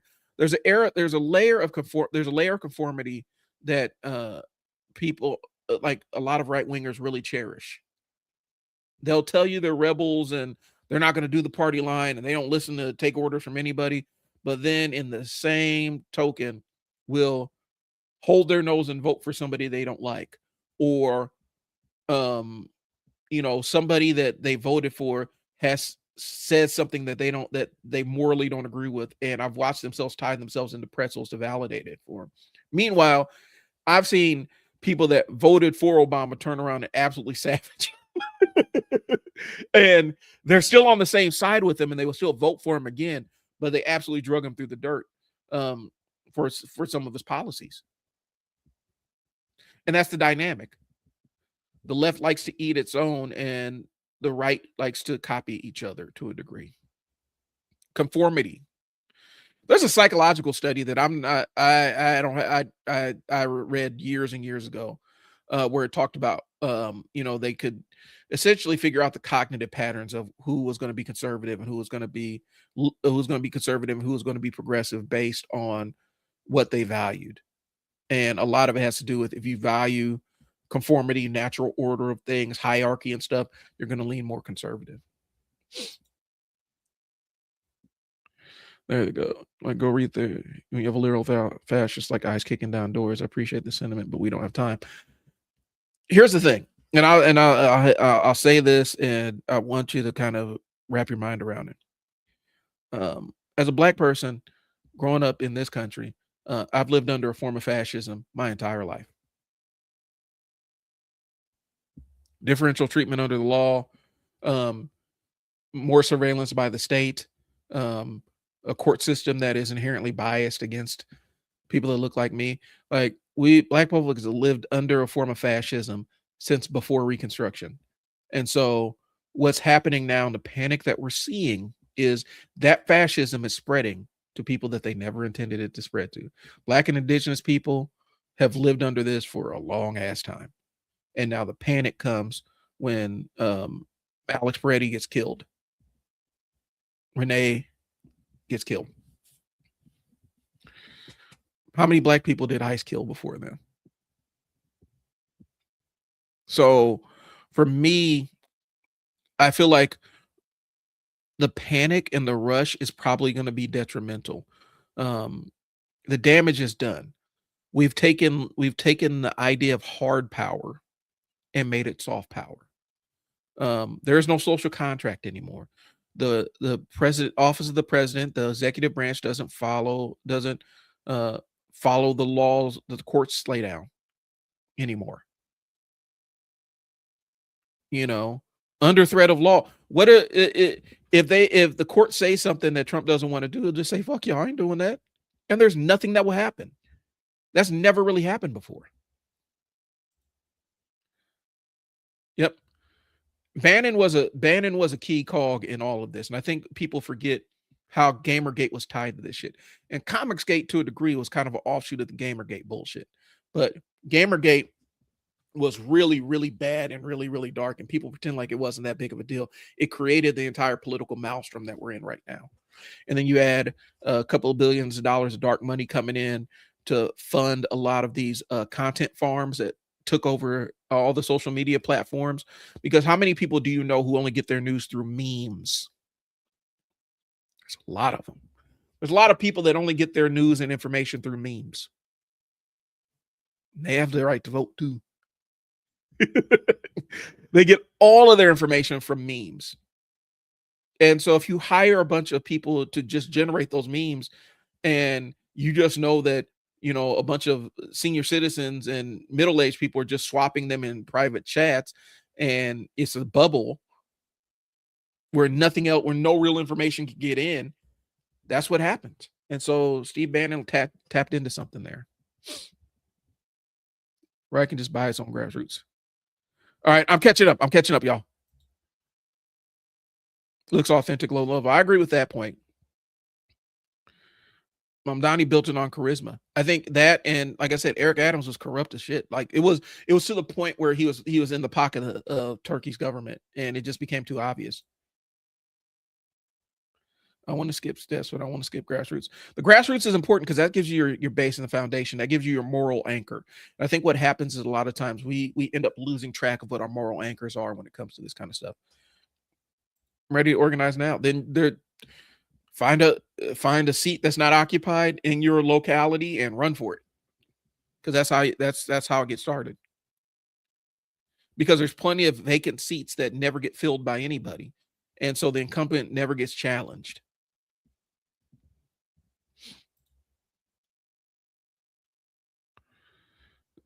Yeah, Obama did what he could do, but at the same time, I also think that when we got Obama, I think a lot of people thought it was going to be one thing and it wasn't. And that's kind of what it was. I don't think it's about perfection. I think it's about reaching the broadest coalition of people, and the right has their coalition dialed in. They know what the raw meat that can feed their base is and get them active. Where they'll overlook all the other flaws. That's why the fuck we got $5 gas right now. People are overlooking like, yeah, this will pass. Gas is gonna be $6 by the end of the summer, y'all. We're gonna be paying $10 a pound for ground beef, and you guys will still find a way to rationalize your vote. It's really, really weird. The only way that you could, the best way to do it, I'm telling you, is to start getting in the political system and run for seats and stuff like that. Run for these vacant seats. Start working your way up and building your coalition there. That's the way it changes. It's easy to buy conformity when you have $1 billion to buy it. That is very correct. Why people call it fascism, but then they get a taste of a system they benefited from their entire life, and that's what the issue is. I think what we're seeing is people feeling the other side of the fascism, like, oh God, this sucks. Jesus.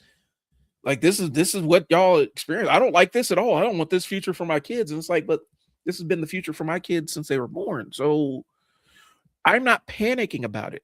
I've learned how to survive it. I will survive this just like I've survived the other ones. How are y'all going to survive it? What are you going to do about it?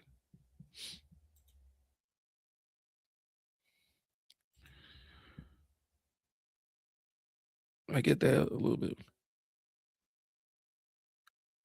Yeah, it gets back into building coalitions and community.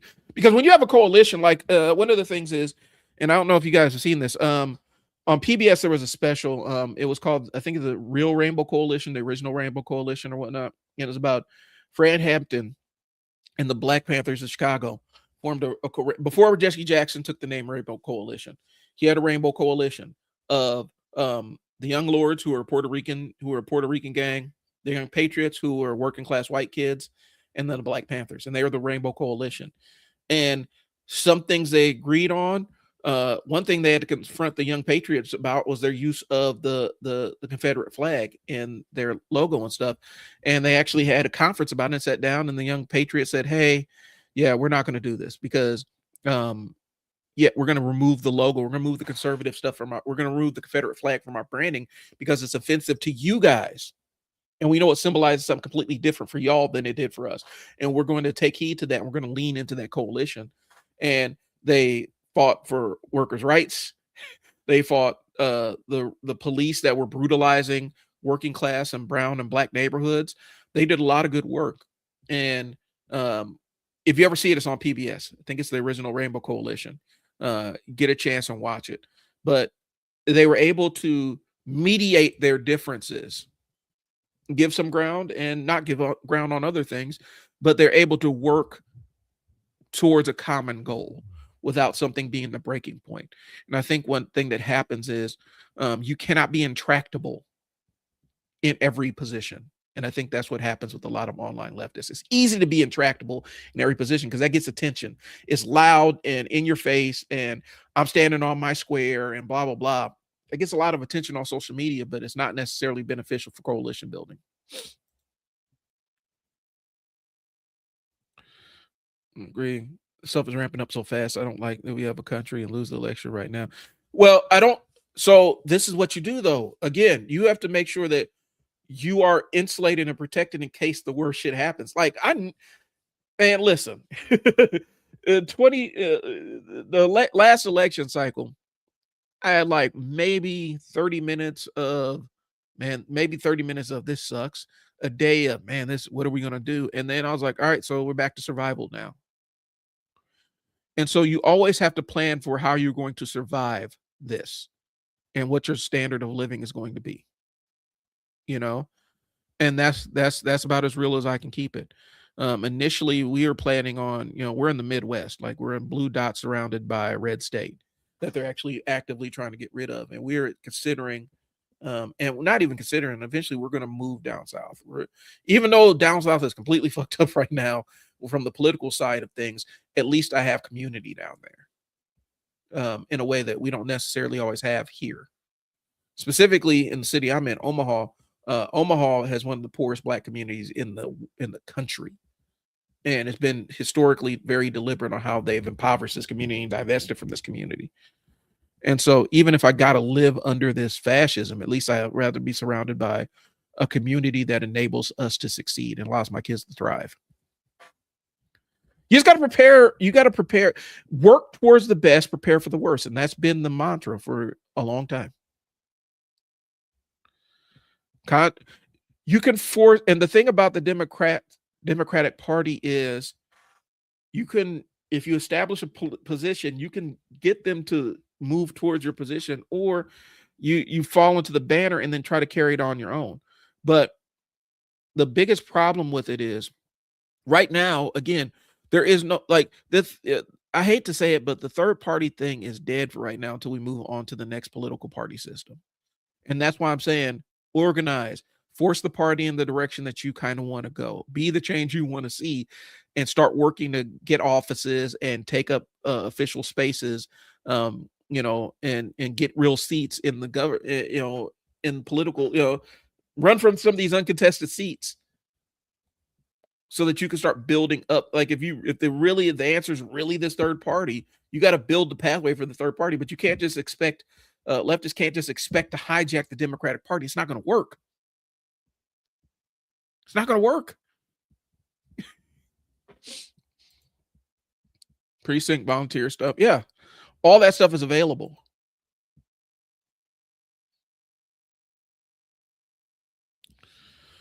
I think what happens is we're expecting the big tent parties to be on the small tent issues, and that's not how it works. You have to engage them and force them. Like the Republican, it's a different thing, and I think that's what people don't understand with the GOP.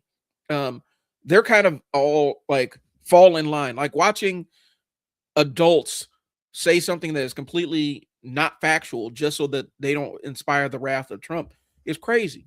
And I do believe that as big of a liar and as vile as a human being, as contemptible as a human being as MGT was, or MTG, Marjorie Taylor Greene, I do think that he threatened her kid. I think that's the story for a lot of people on Capitol Hill. think that's a lot for a lot of senators and stuff.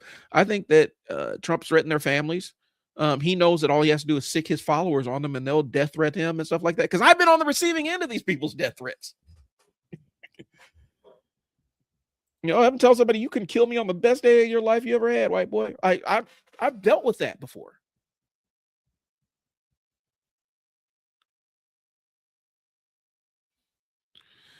Yeah, but if you're going to play in the party system, you got to decide. You're going to have to play in the party system, and either you got to build a completely different coalition and start that process, or you got to figure out a way to make it work on the other side. Like there's no in between. The coalition building comes from conceding some of the points you're on. The Rainbow Coalition was legit. That was a real thing, and people put aside their bullshit to work towards a common interest. Yeah. It's the like I said, people villainize the DNC. The DNC is literally just the treasurer that collects the money at this point. A lot of the action is local and on the ground, and there's a lot of leftist people that are doing some really strong leftist stuff that are still aligned with the Democratic Party. I think you've got to play the game until you can make your own game, and I think that's the thing.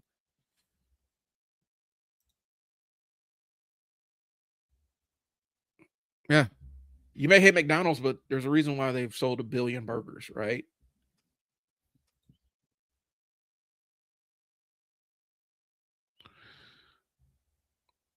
It's not about knowing them. It's my enemy. I can use my enemy at the end of the day.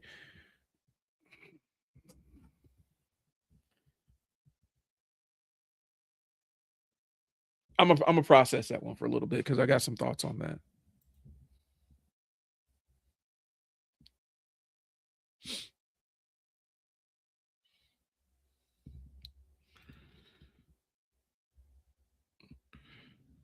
I've been back and forth between Kansas. I mean, I've like driven down. I've been half my family is down in Kansas City, and so we're always in Kansas somehow, some way, shape, or form. Every time we're down there, a couple times a year.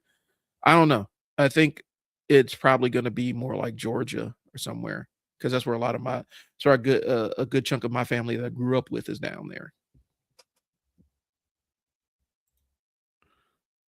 We do not have a country, right? The country isn't made for us. Well, and I think that's the part of it. You got to carve out your own peace and protect your own peace. I think even at the end of the day, yes, we're going to coalition build and stuff like that. I think the thing that the Democrats aren't great at and haven't been great at is the ruthlessness of preserving power. That's been a GOP thing. They've been really good at preserving power at the regular level. When you get up to the higher level with like the Pelosi and stuff and Akeem Jeffries, they're pretty familiar and astute with the dynamics of preserving political capital and power. They're really good at it. I don't think that on the local end and stuff, I think that's where a lot of the infighting comes in because the reason why the GOP is able to do the things they do is because even when they disagree, they agree.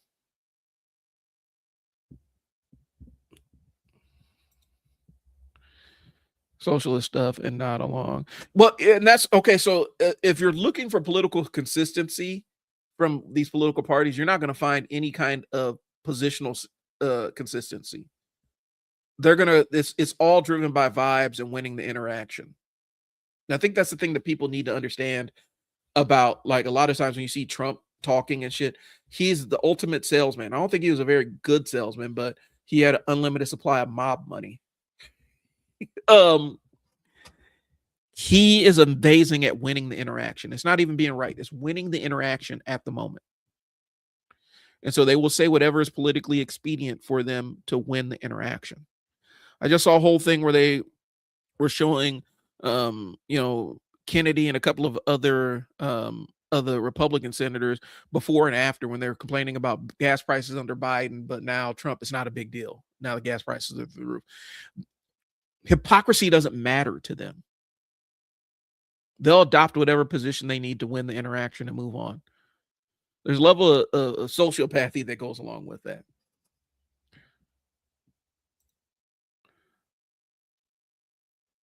Might not like it, but if you're in the world country, that might just be the oppositional party. There are entire regions in my state that barely even have that. Yeah. Boutique stuff.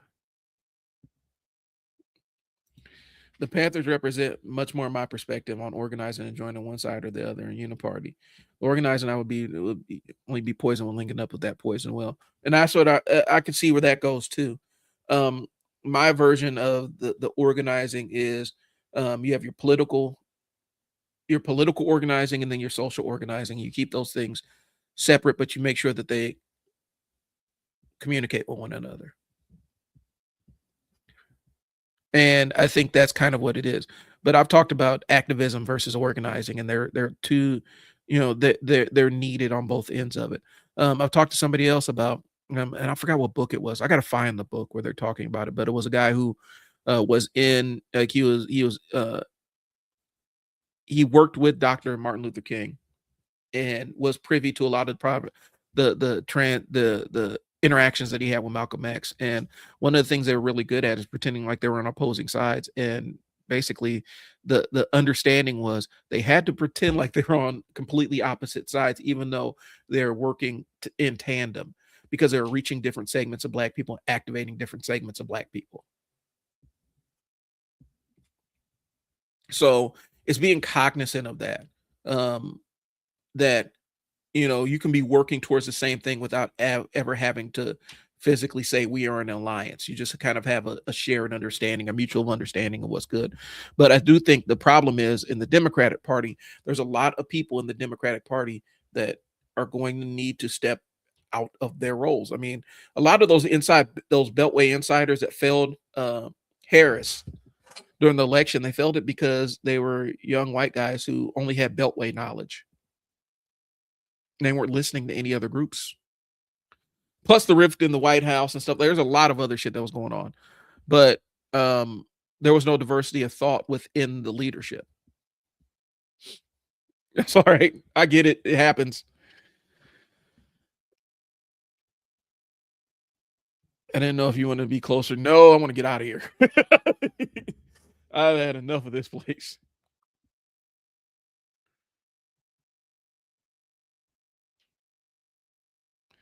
Yeah, but I think what happens is a lot of times people are, and I found this with leftists, specifically like the online left. I keep saying it. I don't want to disparage all leftists because real leftists I fuck with, but online left is where I get frustrated. A lot of them are anti-capitalism, but not anti-racism or anti-sexism or anti-homophobia or anything along those lines. They're just anti-capitalism, and that's as far as their political thought goes. And that is not a way to be. Don't sit there and quote Marx at me and tell me Marx was this big anti-racist when I can point out different things that wasn't necessarily anti-racist that he said or did.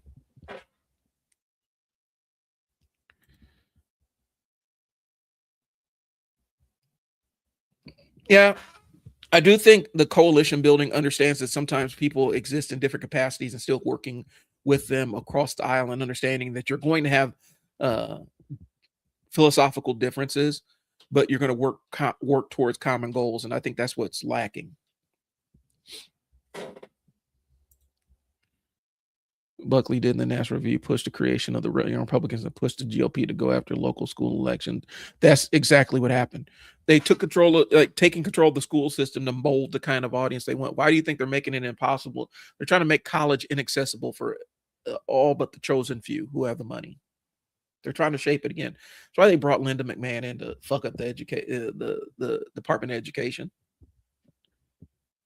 and teach patriotic history. They're trying to build.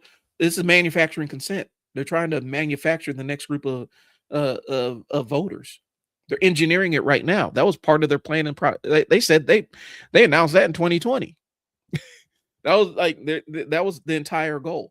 This is I think the people, you gotta understand, Peter Thiel was really tied to this, and he is one of the big money fuckers in this whole thing. And so Peter Thiel's his involvement, engagement in this, they're trying to shift the landscape of the future American voter.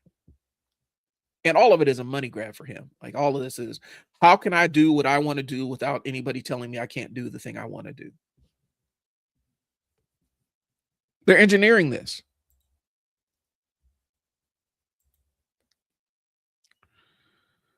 Certain cities and states are saying we can influence political activists, but we got coalitions. That's true. We did have Panthers in Omaha, and they worked with Panthers in St. Louis and Chicago and stuff like that.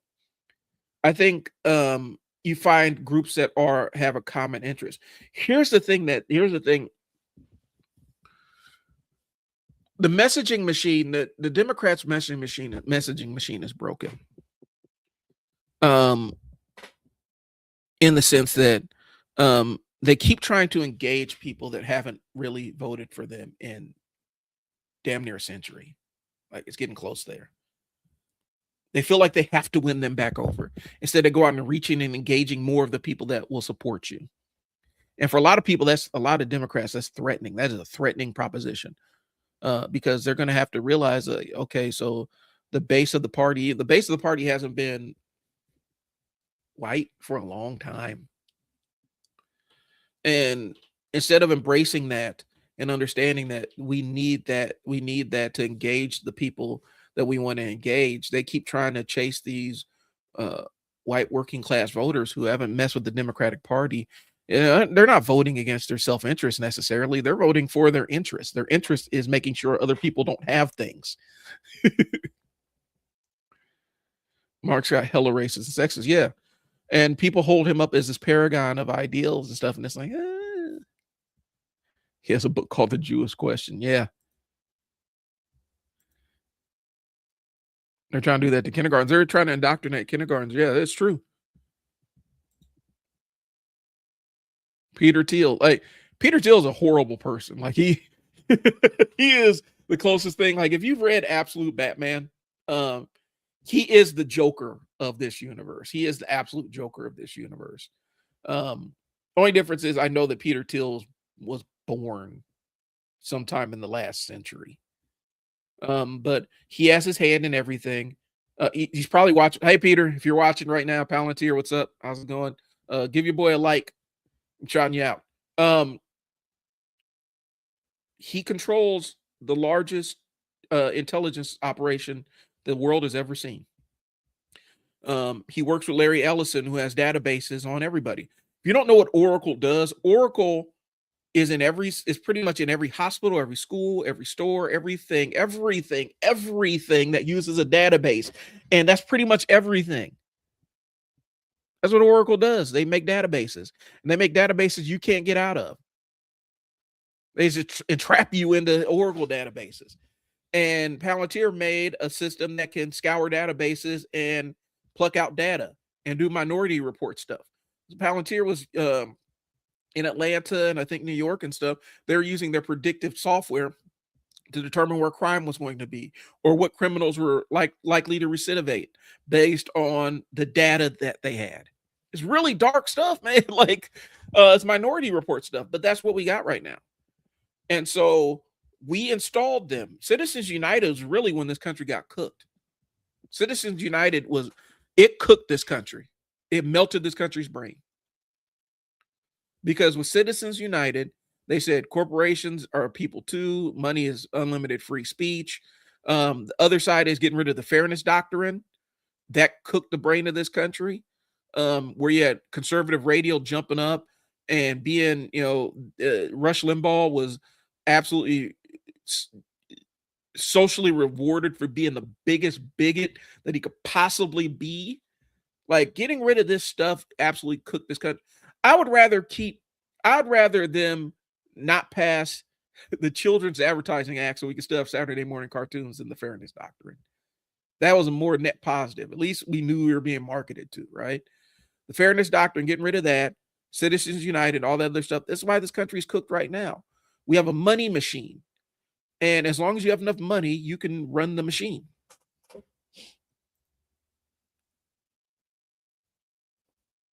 Yeah, I think that was the thing. So the skill that the Panthers had and was being local community organizers, because understand that the Panthers, and this is part of the reason why sexism was a challenge in the Panthers. The brain and the organizing force on the Panthers were black women. Like they were able to run the clinics, they were able to run the propaganda machines, they were able to organize and go in places that black men couldn't go. And a lot of it was harmed by some of the regressive attitudes of some of the leadership. But it was still basic. It was community organizing. It just ended up being under the Panthers banner, but those skills still replicate. You can still do that. It's just taking the idea and the ideologies that the Panthers use to organize and applying them to wherever you are. Yeah, don't get me started on Thiel. He Peter Thiel, man, he's a terrible. He is. Listen, if you ever want to really piss yourself off, um, look up Curtis Yarvin. Curtis Yarvin is Elon Musk and Peter Thiel's he's like one of their favorite thinkers or whatnot.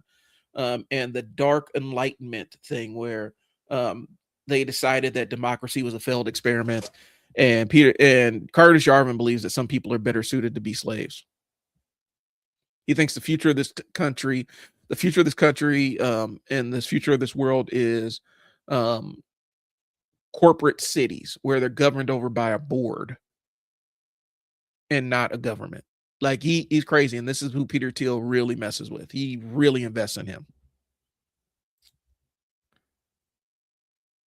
Caliper. Sounds familiar. Since United in Shelby County. Yep. It was anti-Semitic folks. It was addressing someone else. You can pull up examples of Marx being racist, but that's one big miss. It shows that some don't read. Yeah. I think one of the things